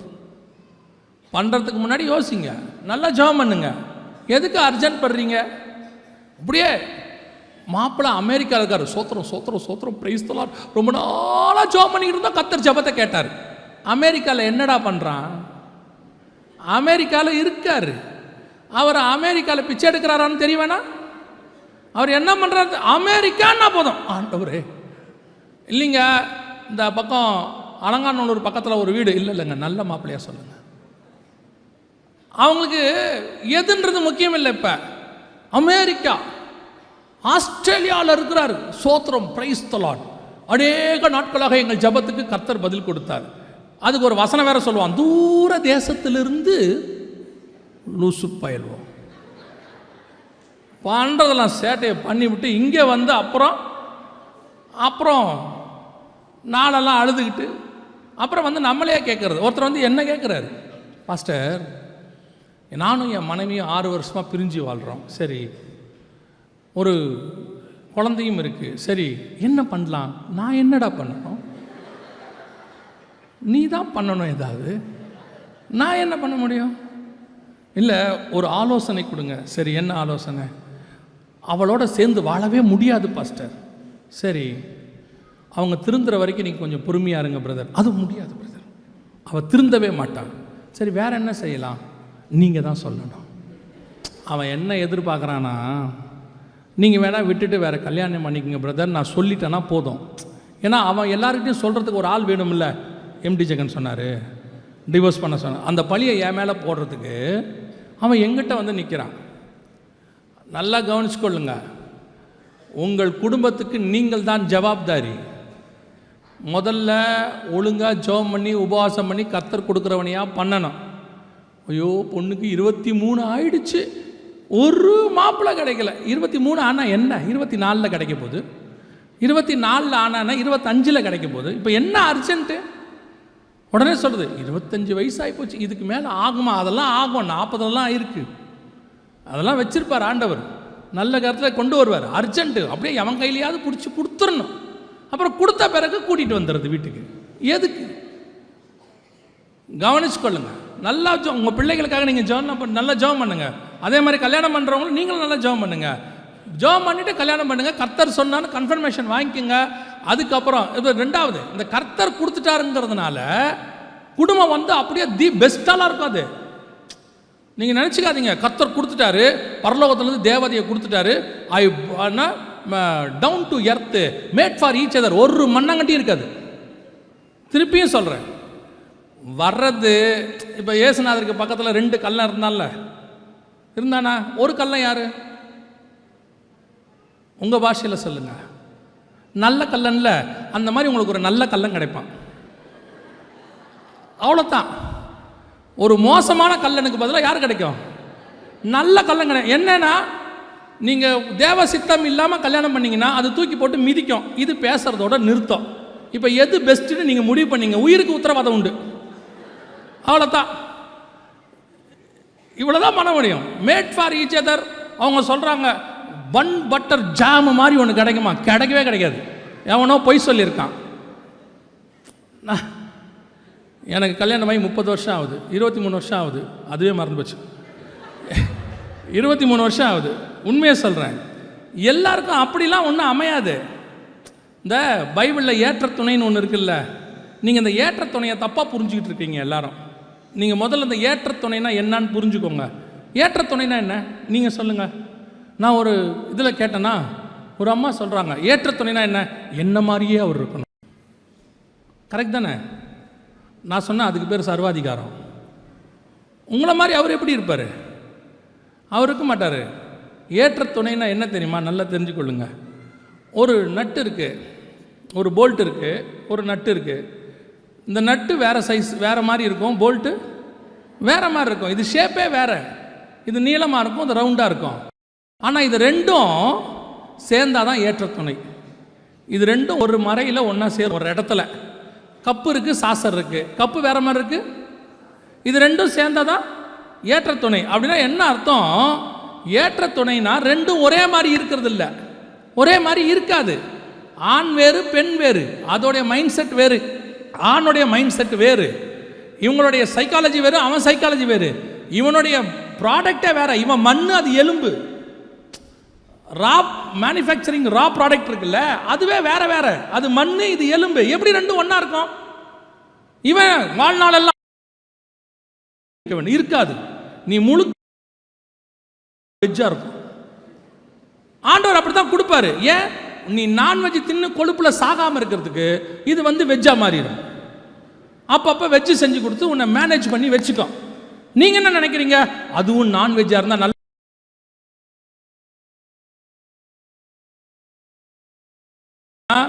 ஆப்போசிட் ரெண்டும் ஒரு இடத்துல ஒன்றா இருக்கும். எது தெரியுமா? ஸ்பிரிச்சுவலி ஆண்டவர் பரலோகத்திலிருந்து பூமியில் உங்களுக்கு ஒரு திட்டம் வச்சிருப்பாரு. அந்த திட்டத்தை நீங்கள் 2 பேரும் சேர்ந்து செய்வீர்கள். அதுதான் ஏற்ற துணை. மிச்சம் எல்லாமே ஆப்போசிட்டாக தான் இருக்கும். சரீர அமைப்பு வேற, சிந்தனை வேற, பேச்சு வேற. இன்னைக்கு ஏற்றத்துணை இவன் என்ன நினைக்கிறான்? நான் தான் கலர் கம்மியாக இருக்கேன், அதாவது கொஞ்சம் கலராக இருந்தால் நல்லா இருக்குமே. வராது.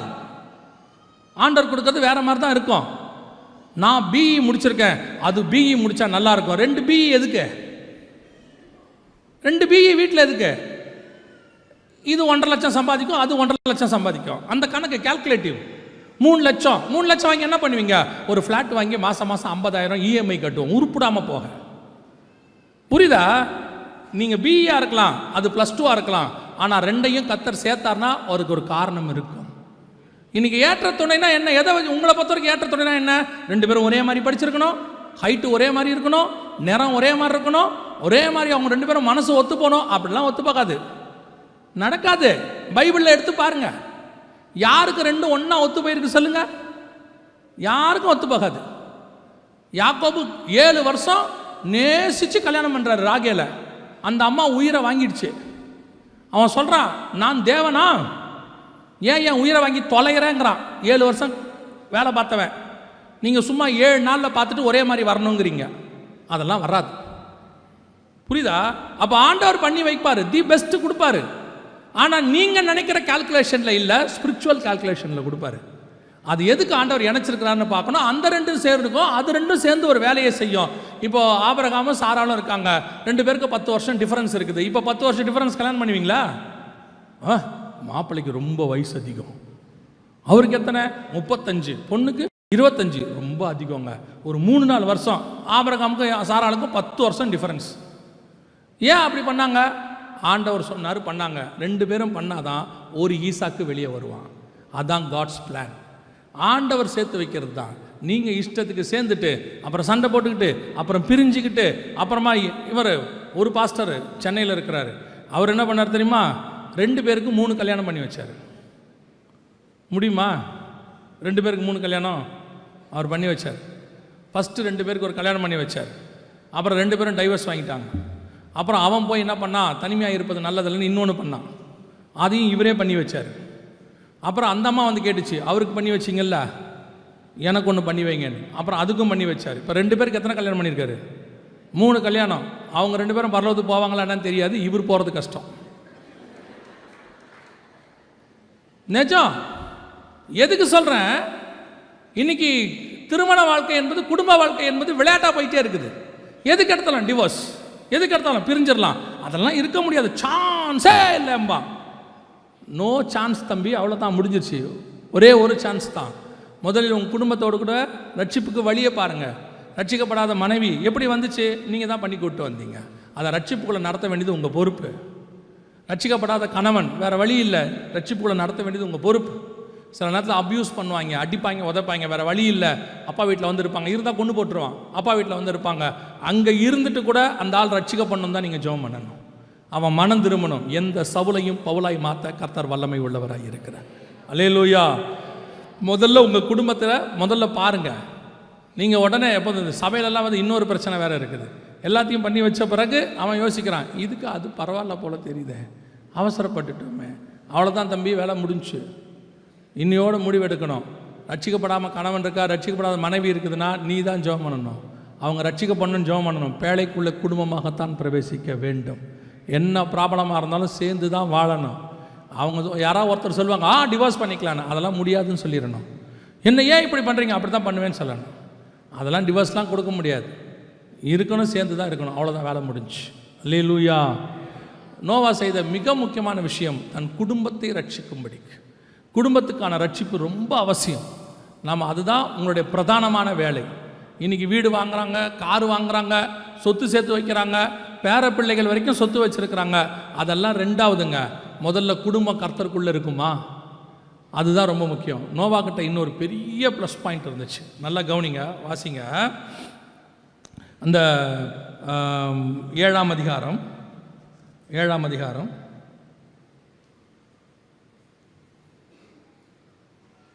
மன்னிக்கணும், 6ஆம் அதிகாரம்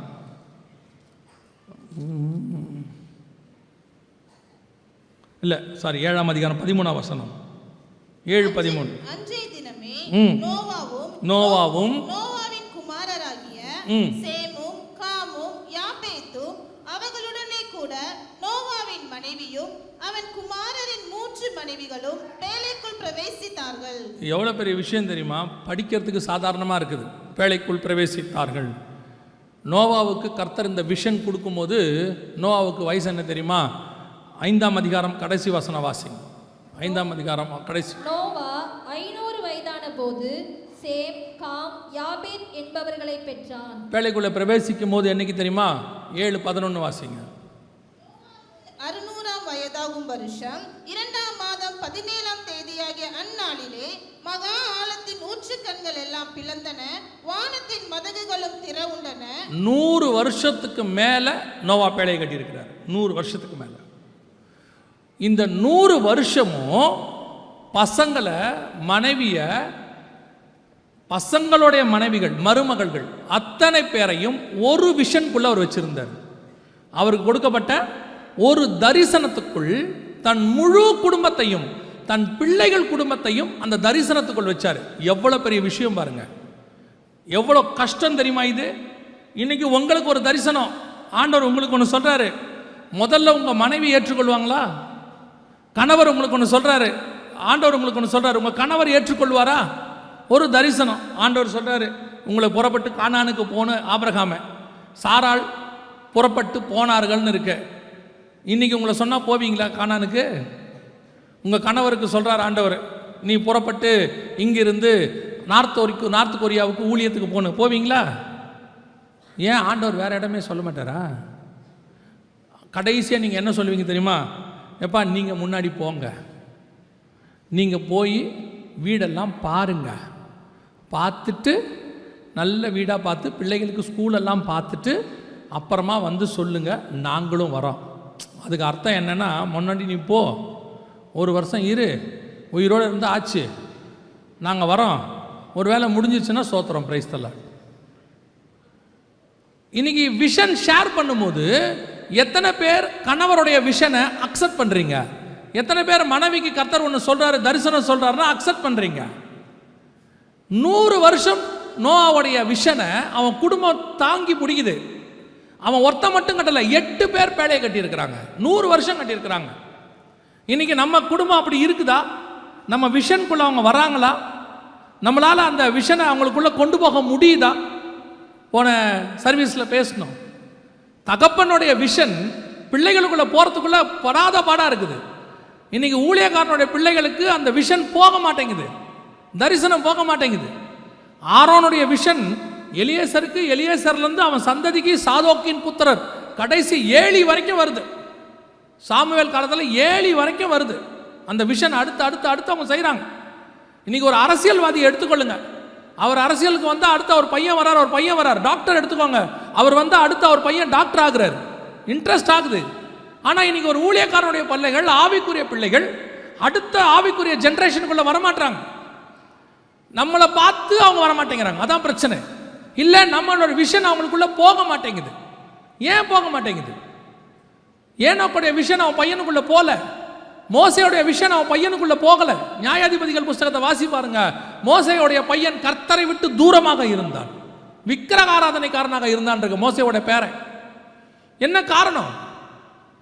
விஷன் போல அடுத்த ஜெனரேஷனுக்கு போக மாட்டேங்குது. அல்லது அடுத்த ஜெனரேஷனுக்கு போறது அரசியலா போதே வழியா விஷனா போல, தரிசனமா போக மாட்டேங்குது. இன்னைக்கு உங்களை ஆவிக்குரிய தன்மை உங்க பிள்ளைக்கு போதா? உங்களுக்குள்ள இருக்க ஸ்பிரிச்சுவாலிட்டி உங்க பிள்ளைக்கு போதா?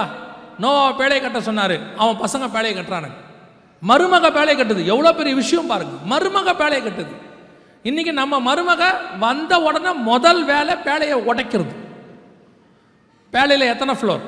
3 ஃப்ளோர். ஃபர்ஸ்ட் ஃப்ளோர் அம்மா உங்கள் அப்பாவுக்கு கொடுத்துரும், செகண்ட் ஃப்ளோர் அவங்கக்கிட்ட கொடுத்துரும், 3ஆவது ஃப்ளோர் நம்ம இருக்கோம். என்னால் ஒரு ஃப்ளோரில் எல்லாரோடையும் எடுக்க முடியாது.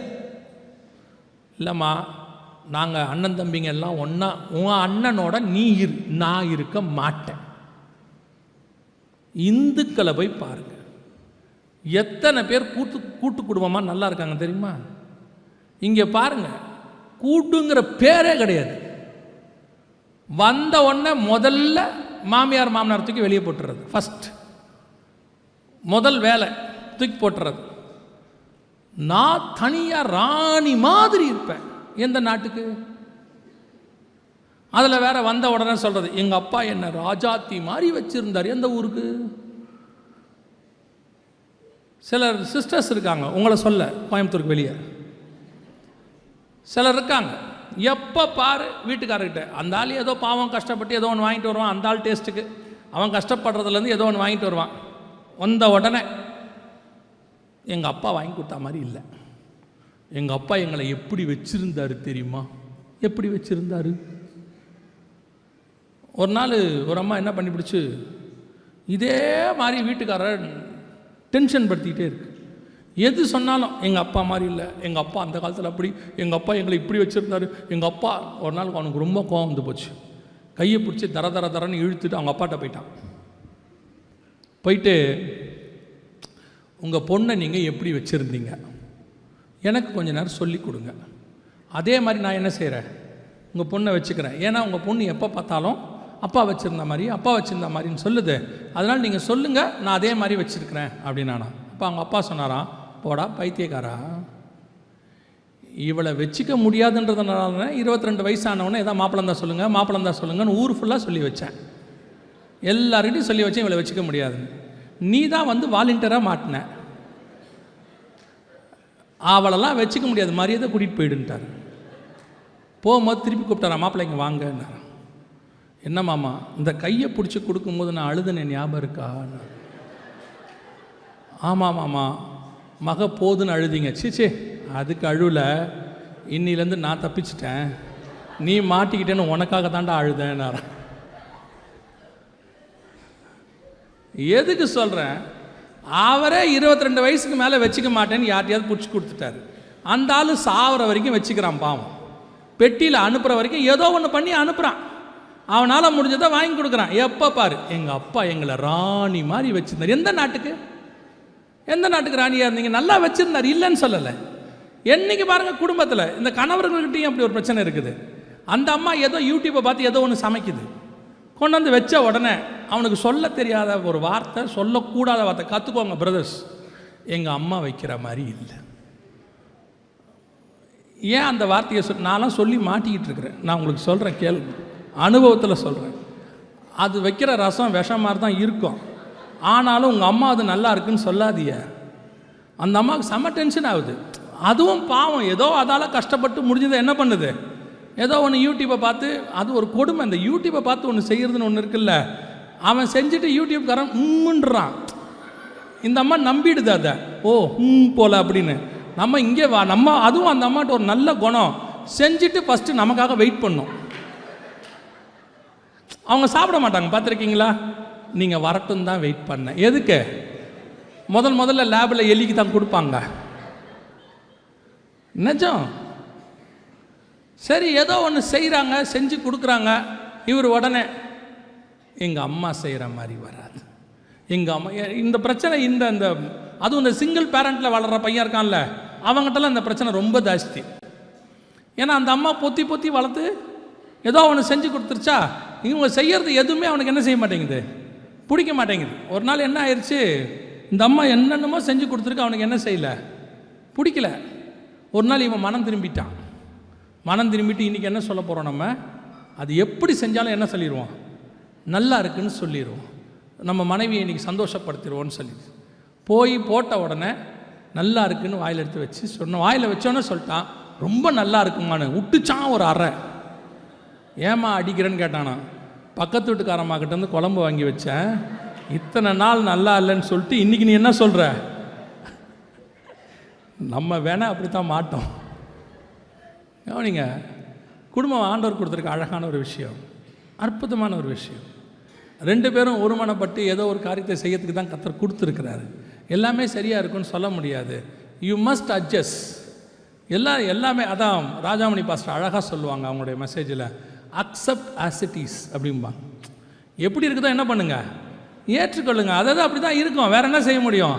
ஆண்டவர் வந்து பூமியை கொடுத்துருக்கிறாரு, நமக்கு ஏற்ற மாதிரி கிளைமேட் இருக்குதா. மழை வேணான்ற அன்னைக்கு பெய்யுது, வேணுன்ற அன்றைக்கி பெய்ய மாட்டேங்குது. பொறுத்துக்கிட்டு போகலையா, மழை பெஞ்சா கொடை பிடிச்சிட்டு போகலையா. சரி, மழை பெய்யுதுன்றதுனால மழையை சபிச்சுட்டு மழையை நம்ம வேணான்னு சொல்லிட்டு நம்ம டென்ஷனாக இருக்கிறோமா? இல்லை, அட்ஜஸ்ட் பண்ணிக்கிட்டு போகிறோம். அதே மாதிரி தான் குடும்பம் என்ன செய்யணும், அட்ஜஸ்ட் பண்ணிட்டு போகணும். 2வது, உங்கள் விஷனை உங்கள் பிள்ளைகளுக்குள்ளே கொண்டு போகணும். It's very important. கர்த்தர் உங்களுக்கு ஒரு தரிசனத்தை கொடுத்துருக்கிறார். அந்த தரிசனம் யாருக்குள்ளே போகணும், உங்கள் பிள்ளைகளுக்குள்ளே போகணும். ஆவிக்குரிய தரிசனம். இதில் என்ன விஷயம், பெற்றோர் நீங்கள் அதை கொண்டு போகிறது இல்லை. அதுக்கு ஒரே ஒரு வழி தான் இருக்குது. நான் திருப்பி சொல்கிறேன், நல்லா கவனிங்க. உங்கள் விஷன் உங்கள் பிள்ளைகளுக்குள்ளே போகிறதுல மிக முக்கியமான காரியம் என்ன தெரியுமா, உங்களை கர்த்தர் எப்படி ரட்சித்தார் என்பதை உங்கள் பிள்ளைகளுக்கு நீங்கள் சொல்லணும். நீங்கள் எவ்வளோ கஷ்டப்பட்டு வந்தீங்கன்றதை உங்கள் பிள்ளைகளுக்கு சொல்லணும். இன்றைக்கி இருக்கிற பெற்றோர்கிட்ட அது ஒரு பெரிய ட்ராபேக். என்ன தெரியுமா? நான் தான் கஷ்டப்பட்டேன். நம்ம பிள்ளைகள் என்ன செய்யக்கூடாது? கஷ்டப்படக்கூடாது, நல்லது. ஆனால் நீங்கள் பட்ட கஷ்டத்தை என்ன செய்யணும்? அவங்கக்கிட்ட சொல்லணும். நான் எவ்வளோ மோசமான நிலைமையில் இருந்தேன், ஒரு 500 ரூபா சம்பாதிக்கிறதுக்கு எவ்வளோ கஷ்டப்பட்டோம், அது எப்படி அந்த பணம் வருது, ஆண்டவர் எப்படி கொடுக்குறாருன்னு நீங்கள் என்ன செய்யணும்? யாருக்கு சொல்லணும்? உங்கள் பிள்ளைகளுக்கு சொல்லணும். பாருங்கள், நாங்கள்லாம் போய் நம்மளாமே நம்ம அப்பா அம்மா கிட்ட ஒரு 5 ரூபா 2 ரூபா 1 ரூபா கேட்கறதுக்கே கஷ்டம். ஸ்கூலுக்கு போகும்போது 8 அணா கொடுப்பாங்க. அந்த 8 அணா கொடுத்துட்டு கணக்கு வழக்கு கேட்பானுங்க போயிட்டு வந்தோடனே. அந்த 50 காசை என்ன பண்ணேன்? எனக்கு ஆரம்பத்தில் 50 காசை கொடுத்துட்டு 2 நாளைக்கு பிரிச்சுக்க சொல்லுவாங்க. இன்றைக்கி 25 காசு, நாளைக்கு 25 காசு. இப்போ நம்ம பையன் இருக்கான்ல, வரான் நேரா, பொண்ணு வருது நேரா, ஒரு 500 ருபீஸ் கொடுங்க. எதுக்கு நீங்கள் கொடுங்க சொல்கிறேன். அவன் சொல்லவே மாட்டான் கடைசி வரைக்கும் எதுக்குன்னு. ஒரு 200 கொடுங்க. இப்போ நம்ம என்ன நினைக்கிறோம்? நம்ம ஒரு காலத்தில் கஷ்டப்பட்டோம், நம்ம பிள்ளைகள் இன்னைக்கு கொடுங்க, வேணான்னு சொல்லலை. ஏன் கொடுக்குறீங்க? எவ்வளோ கஷ்டப்பட்டு கொடுக்குறீங்கன்றதை சொல்லுங்க. இப்போ நீங்கள் யாராவது சும்மா போய் அந்த வேலை மரத்தில் பறிச்சுட்டு வரீங்களா பணத்தை? இல்லை, நீங்கள் எங்கேயோ ஒரு இடத்துல கஷ்டப்படுறீங்க, யாரோ ஒருத்தர்கிட்ட போயிட்டு ஒர்க் பண்ணுறீங்க, இல்லை ஏதோ ஒரு கிளைண்ட்டை பார்க்குறீங்க, தேவையில்லாத திட்டு வாங்குறீங்க. அதெல்லாம் எதுக்காக வாங்கிக்கிறீங்க? அந்த மாதம் முடியும் போது சம்பளம் வந்தால் தான் குடும்பத்தை நடத்த முடியும். உங்கள் பையனுக்கு அது வரக்கூடிய பணம் வரக்கூடிய வேல்யூ தெரியாது, ஆனால் உங்களுக்கு தெரியும். நீங்கள் சொல்லுங்கள், எப்பா இந்த பணம் கஷ்டப்பட்டு வருது, நான் தரேன், ஆனால் எவ்வளோ கஷ்டப்பட்டு வருதுன்னு பார்த்துக்க. நம்மெல்லாம் நம்ம அம்மா அப்பா பட்ட கஷ்டத்தை கண்ணால் பார்த்ததுனால தான் இன்றைக்கி அந்த மணியோட வேல்யூ என்னன்னு நமக்கு தெரியுது. இப்போ நம்ம பிள்ளைகளுக்கு மணியோட வேல்யூவே தெரியாது. சும்மா அசால்ட்டா 500 1000ங்கிறது இப்போலாம் ரொம்ப கேஷுவல். அவங்க கேட்கும் போது எப்படி கேட்குறாங்க? ஒரு 200 ருபீஸ் கொடுங்க. 200 ருபீஸ். நான் என் ஃபீஸே 350 ரூபா தான் இன்றைக்கி ஒரு வருஷத்துக்கு. இன்றைக்கி நம்ம 200 ருபீஸ் கொடுக்குறோம். ஒரு ஷவர்மாங்கிறான் 100 ரூபா. அன்றைக்கி 100 ரூபாயில் ஒரு குடும்பத்தையே நடத்திடலாம். அவன் சொல்கிறான் ஒரு ஷவர்மா வாங்கணும், 100 ருபீஸ் கொடுங்க, 200 கொடுங்க. Correct, fine. நம்ம சாப்பிட முடியல, பசங்க சாப்பிட்றாங்க, சந்தோஷம். ஆனால் உங்கள் பிள்ளைகளுக்கு சொல்லுங்கள், நீங்கள் எவ்வளோ கஷ்டப்படுறீங்கன்னு சொல்லுங்கள். இங்கே யாருமே மரத்துலேருந்து பணத்தை பறிக்கலை. அதுதான் நீங்கள் செய்ய வேண்டிய ஃபஸ்ட்டு வேலை. கர்த்தர் எப்படி ரட்சித்தார், எவ்வளோ கஷ்டப்பட்டோம், எந்த இடத்துல இருந்தோம், எங்கேருந்து கர்த்தர் கொண்டு வந்தார். அவன் என்ன நினச்சிக்கிறான் தெரியுமா? நாம் இன்றைக்கி காரில் வர்றதையும் நாம் இருக்கக்கூடிய நல்ல ஸ்டேட்டஸையும் பார்த்தோன்னே, அப்பா ஆரம்பத்துலேருந்தே அதானிக்கு சொந்தக்காரரு, அம்மா அம்பானிக்கு சொந்தக்காரரு, 2 பேருமே மில்லியனர்ஸாக இருந்தாங்க போல நினச்சிக்கிறான். ஒன்றும் இல்லை, எல்லாம் பிளாட்ஃபார்ம்லேருந்து வந்தவங்க தான், கஷ்டப்பட்டு வந்தவங்க தான். நம்ம தாத்தாலாம் ஏதோ ஒரு ரோட்டில் இருந்தவர் தான். அங்கிருந்து அவர்கள் கர்த்தருக்கு உண்மையாக இருந்ததுனாலே கர்த்தர் நம்மை உயர்த்தி இருக்கிறார். நம்முடைய பெற்றோர் உண்மையாக இருந்ததுனால, நீதிமான்களாக இருந்ததுனால கர்த்தர் நம்மை உயர்த்தி இருக்கிறார். இன்னைக்கு நாம நீதிமான்களாக இருக்கிறதுனால நம்ம பிள்ளைகளை கர்த்தர் ஆசீர்வதிச்சிருக்கிறார். அவனுக்கு சொல்லிக் கொடுக்கணும், அவன் நீதிமானாக இருந்தால் அவன் சந்ததி ஆசீர்வதிக்கப்பட்டிருக்கு. எத்தனையோ பணக்காரன் சந்ததி காணாமல் போயிடுச்சு. காரணம் என்ன? அவர்களுக்கு அந்த நீதி தெரியாமல் போனது. உங்கள் பிள்ளைகளுக்கு முதல்ல சொல்லிக் கொடுங்க. உங்கள் விஷன் உங்கள் பிள்ளைகளுக்குள்ளே போகணும்.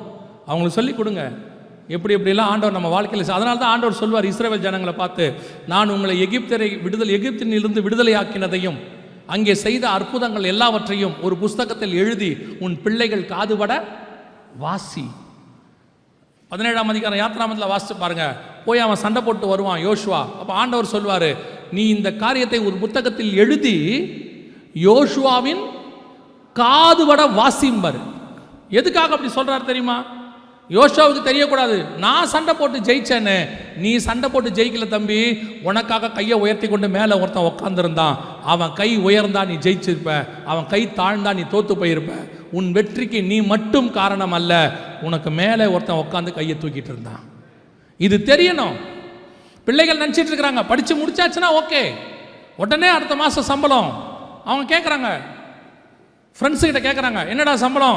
1.5 லட்சம். அவன் கனவுல இருக்குது 60,000, 1 லட்சம் சம்பளம். ஓ, நம்ம அப்படி வந்துடலாம் இப்படி வந்துடலாம். அந்த படிப்பு படிக்கிறதுக்கு ஃபீஸ் கட்டுறதுக்கு எத்தனை லட்சம் செலவாச்சுங்கிறத அப்பா எப்படி கட்டியிருப்பார்னு அவனுக்கு தெரியணும். அப்பாவுக்கு அவ்வளோ சம்பளம் கிடையாது, அப்பா கஷ்டப்பட்டு தான் கட்டியிருக்கிறார். எத்தனையோ பெற்றோர் கடன் வாங்கி வட்டிக்கு வாங்கி கட்டுறாங்க.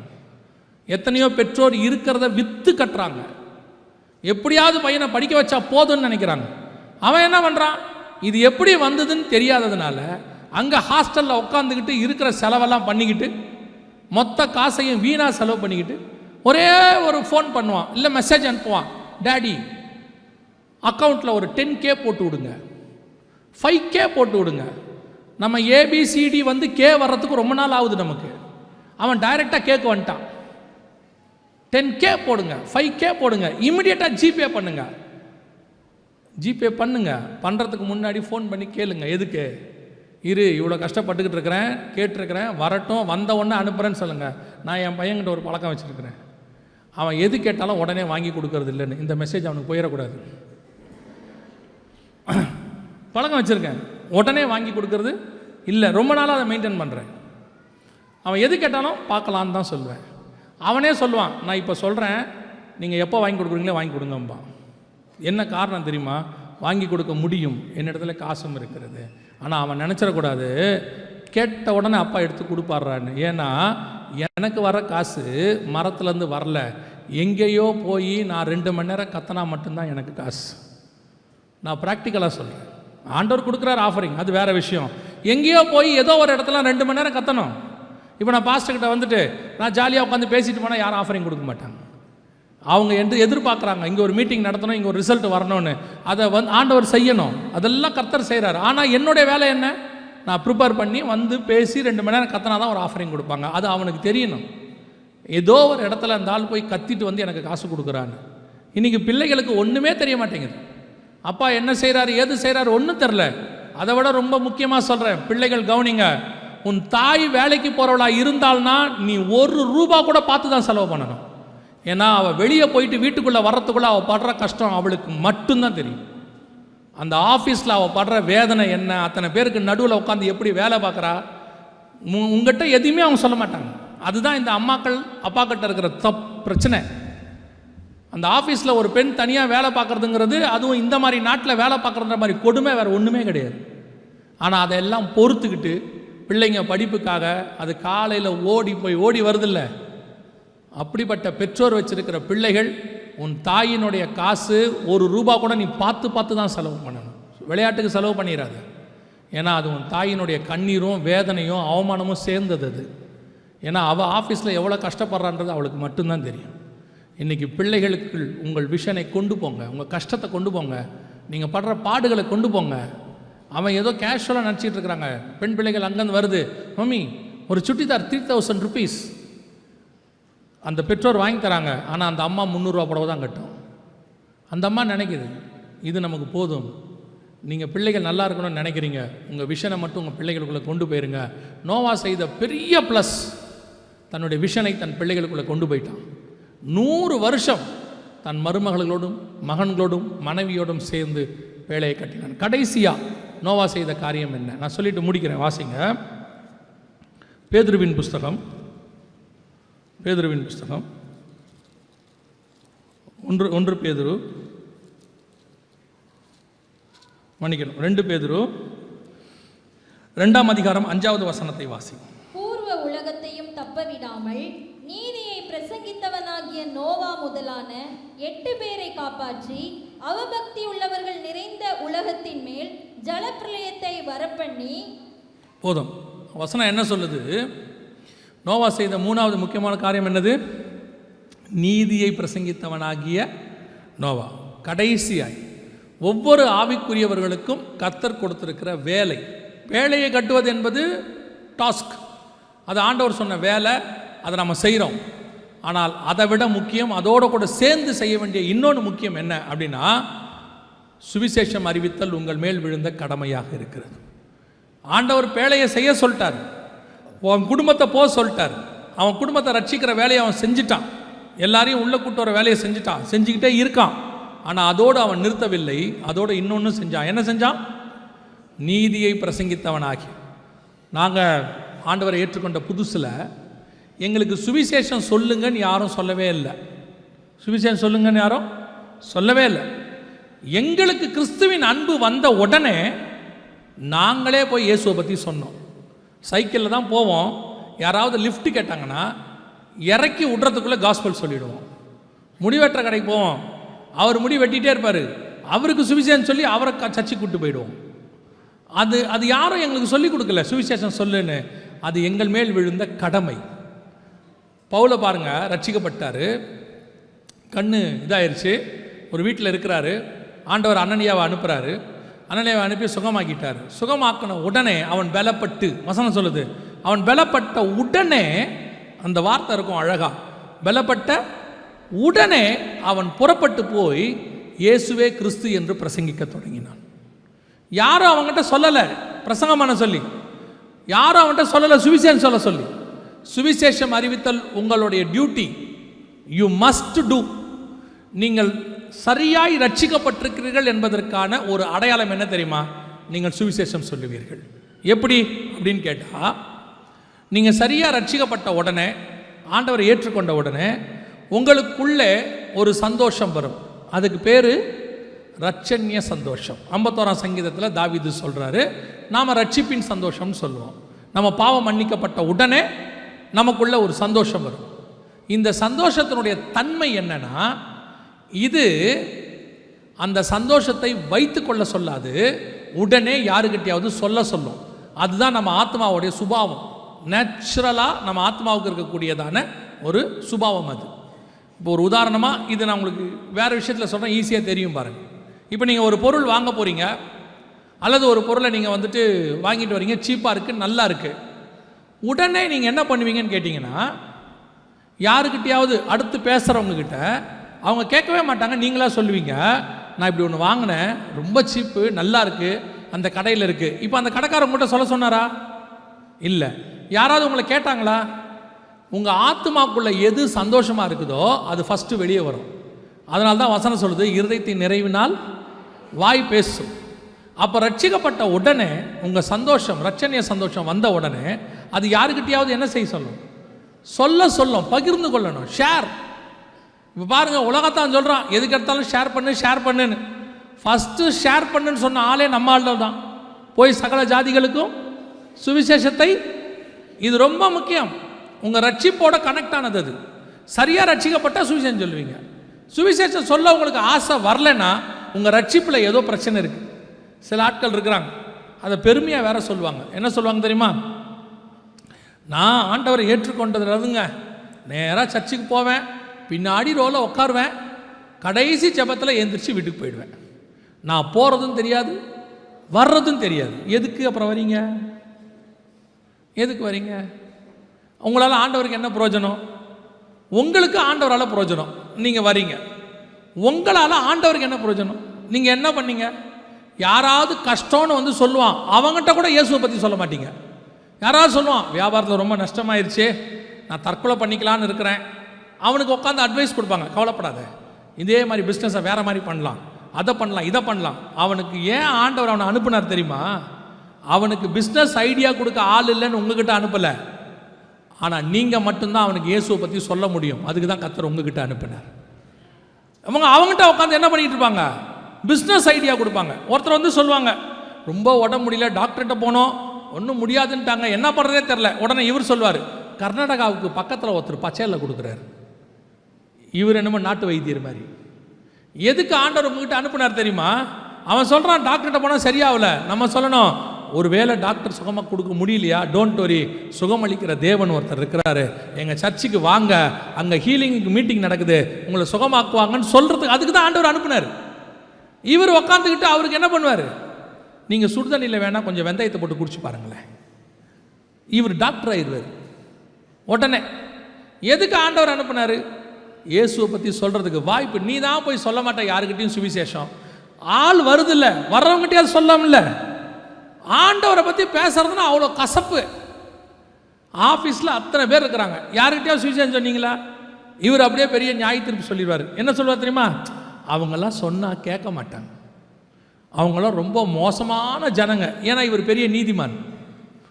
இவருக்கு ஏன் சுவிசேஷம் சொன்னாங்க? நான் எப்பவும் சொல்லுவேன், யாராவது ரட்சிக்கப்பட மாட்டாங்கன்னு உங்களுக்கு தோணுச்சுன்னா நேராக போங்க வீட்டுக்கு, கண்ணாடியை பாருங்கள், பார்த்தோன்னே உங்கள் முகம் தெரியும், அந்த முகத்தை பார்த்து சொல்லுங்கள், நீ எல்லாம் ரட்சிக்கப்பட்டிருக்க. எவன் வேணாலும் ரட்சிக்கப்படுவான். தேவன் யாரையும் மாற்ற வல்லமை உள்ளவர். நீங்கள் சொல்ல வேண்டிய சுவிசேஷத்தை சொல்லுங்கள். உங்கள் ஆஃபீஸில் ஏன் உங்களை வச்சுருக்கா தெரியுமா ஆண்டவர்?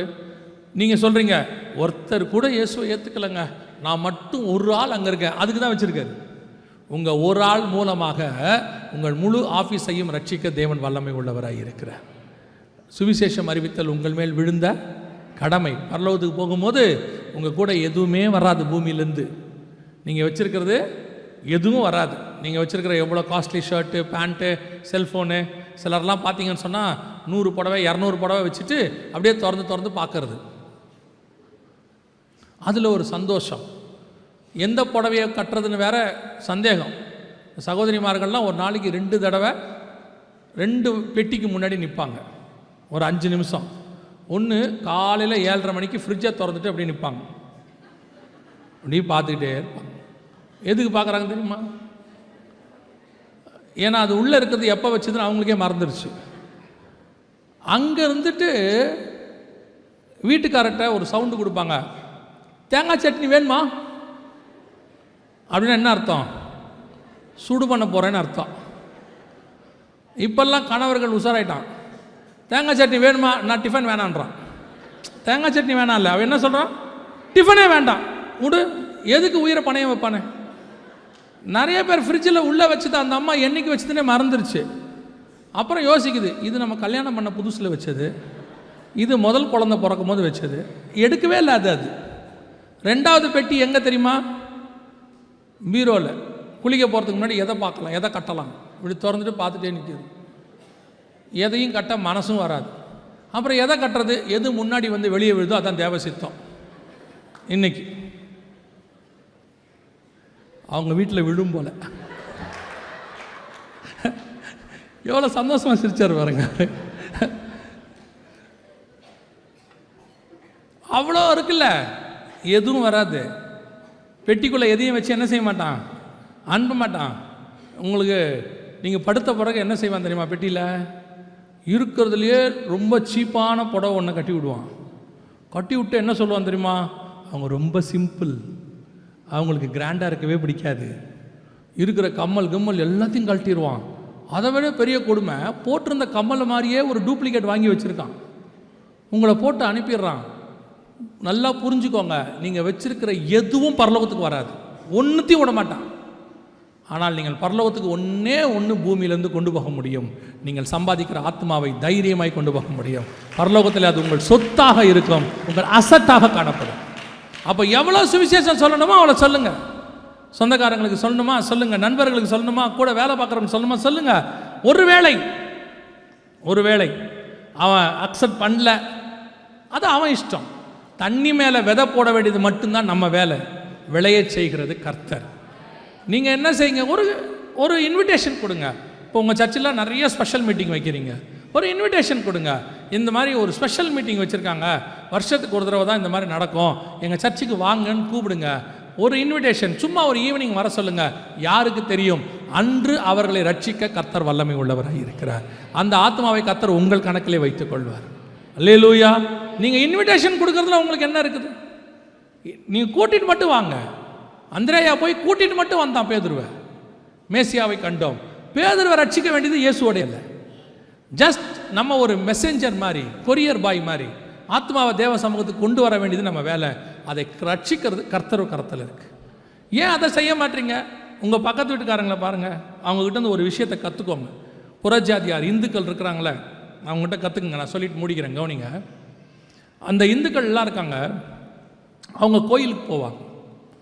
போயிட்டு வரும்போது உங்களுக்கு அவங்க கோயிலிருந்து பிரசாதம் வாங்கிட்டு வருவாங்க. திருப்பதிக்கு போனால் லட்டு எடுத்துகிட்டு வருவாங்க, இந்த மாதிரி எடுத்துகிட்டு வருவாங்க. வந்தவுடனே நீங்கள் என்ன பண்ணுவீங்க? கொடுக்கும்போது நீங்கள் என்ன பண்ணுவீங்க? என்ன யோசிக்கிறீங்க? நிறைய பேர் நினைக்கிறாங்க திருப்பதி லட்டு சூப்பராக இருக்குங்க, சோத்திரத்தோட ஆண்டவர் எல்லாத்தையும் சாப்பிட சொல்லியிருக்கிறாரு, அப்படி தானே நினைக்கிறீங்க? பெரும்பான்மையாக நம்ம என்ன சொல்லிடுவோம்? வேண்டாம் அப்படின்ட்டு. இப்போ அவங்க சொல்லுவாங்க, ஐயோ தெரியாமல் போச்சே அப்படின்ட்டு. நெக்ஸ்ட் டைம் போயிட்டு வருவாங்க. போயிட்டு வரும்போது என்ன பண்ணுவாங்க தெரியுமா? லட்டு வாங்கின்னு வருவாங்க. ஆனால் வந்துட்டு சொல்லுவாங்க, இதை மேலே வாங்கலை, உங்களுக்காக வர வழியில் கீழே வாங்கிட்டு வந்தேன். அப்போ அவனுக்கு நம்ம மேலே எவ்வளோ பாசம் இருக்குது பாருங்கள். அவன் குடும்பத்தோடு அவன் தேவனை பார்க்க அவன் போயிருக்கான். அந்த இடத்தில் உங்களை என்னையும் நினச்சிருக்கான் பாருங்கள். இவங்க சாப்பிட மாட்டாங்க, இவங்களுக்கு நம்ம தனியாக வாங்கிட்டு போவோன்னு நமக்கு நம்மளை மதித்து அவன் வாங்கிட்டு வந்து தரான்ல, அவன் பிரசாதத்தை அவன் தரும்போது நம்முடைய பிரசாதம் ஜீவ தண்ணீர், ஜீவ விருட்சம், நம்முடைய ஆண்டவர் தான் பிரசாதம். என்னைக்கு நீங்கள் அவரை தரப்போறீங்க? நீங்கள் ஏன் அவருக்கு கொடுக்க மாட்டேங்கிறீங்க? அவனுக்கு இருக்குல்ல உங்களுக்கு கொடுக்கணும்னு ஒரு எண்ணம், நல்ல எண்ணம். அந்த நல்ல எண்ணம் ஏன் உங்ககிட்ட இல்லை? ஏன் இயேசுவை பற்றி சொல்ல மாட்டீங்க? சொல்ல வேண்டியது உங்கள் மேல் விழுந்த கடமை. சொல்லாவிட்டால், அறிவிக்காவிட்டால், சவுண்டா சொல்லுங்க, அறிவிக்காவிட்டால் உங்களுக்கு, சுவிசேஷம் சொல்லாவிட்டால் உங்களுக்கு ஐயோன்னு இருக்கு. You must preach gospel. ஒரு நாளைக்கு ஒருத்தருக்காவது இயேசுவை சொல்லுங்க. பாருங்க, அவன் பேழையை ஒரு பக்கம் கட்டுறான், குடும்பத்தை ஒரு பக்கம் பார்த்துக்கிறான், விஷன் அவங்களுக்குள்ள ட்ரான்ஸ்ஃபர் பண்ணுறான். 100 வருஷம் ஒரு பேழையை கட்டுறான். அவன் பசங்க அவனை திட்டினானா என்ன சொன்ன? எந்த பசங்க ஏற்றுப்பாங்கன்னு தெரில. ஏப்பா இந்த பேழையை எதுக்குப்பா கட்டுற? வெள்ளம் வரப்போகுது. எத்தனை வருஷம்? 100 வருஷமாக சொல்கிறார். என் பையனுக்கு எப்படி இருக்கும்? எப்பா 100 வருஷம் ஆச்சுப்பா, இன்னுமா நம்புற? அவன் பசங்க யாரும் அப்படி கேட்கல. அவர்கள் அத்தனை பேரும் பேழையை கட்டினார்கள். அதே மாதிரி தான் அவங்க விஷன் சொல்லும் பொழுது இந்த சுவிசேஷத்தை இயேசு வருகிற வரைக்கும் சொல்லணும்.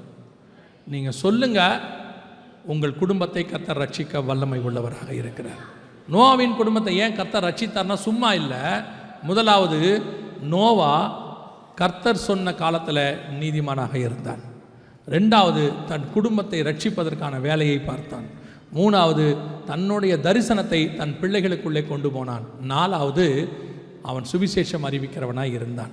இந்த 4 காரியத்தையும் செய்யும்போது வேதம் சொல்லுகிறது, ஜலப்பிரளயத்துக்கு தப்பும்படி நோவா பேழைக்குள் பிரவேசித்தான். அல்லேலூயா. நாம் ஜெபிக்க போகிறோம். ஏந்திரிக்கலாமா? நாம் எல்லாம் ஏந்திரிப்போம் தேவ சமூகத்தில்.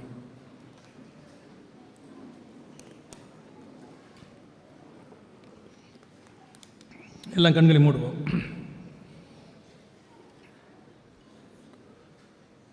உங்களை நீங்கள் இப்போ ஆராய்ந்து பாருங்கள்.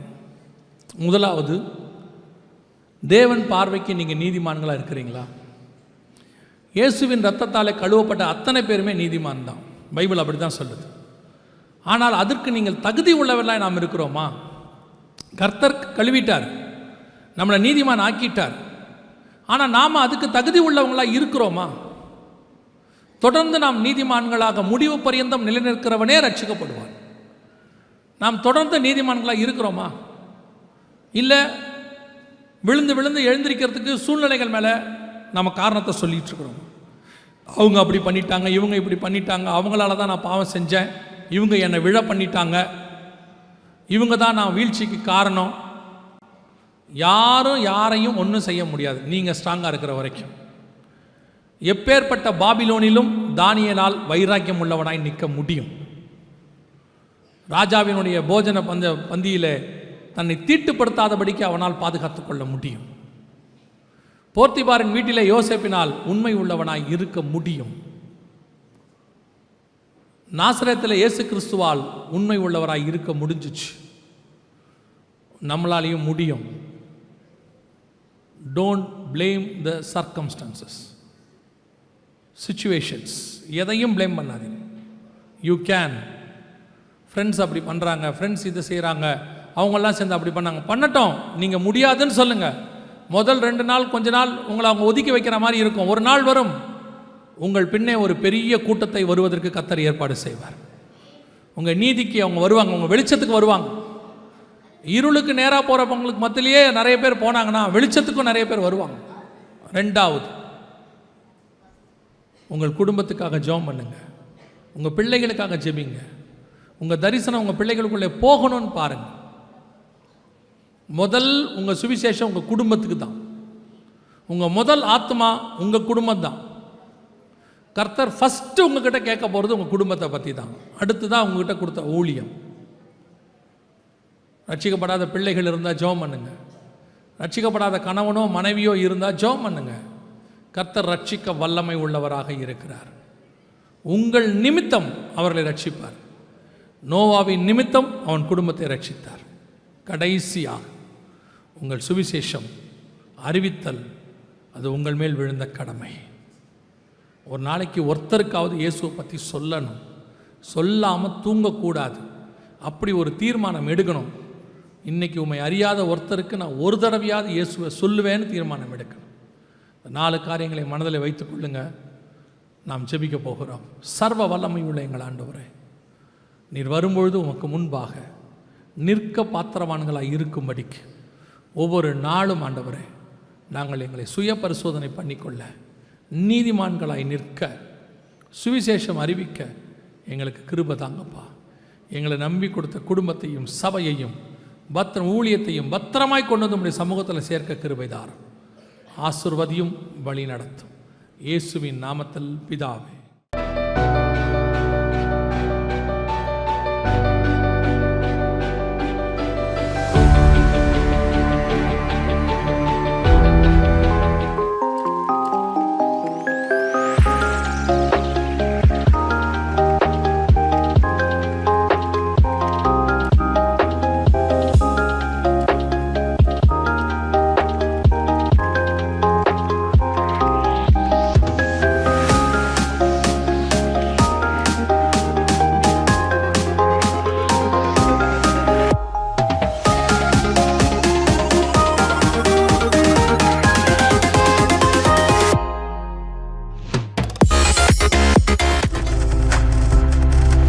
நீங்கள் பார்த்துக் கொண்டிருப்பது உங்கள் ஜாய் டிவி. உங்கள் துக்கம் சந்தோஷமாய் மாறும்.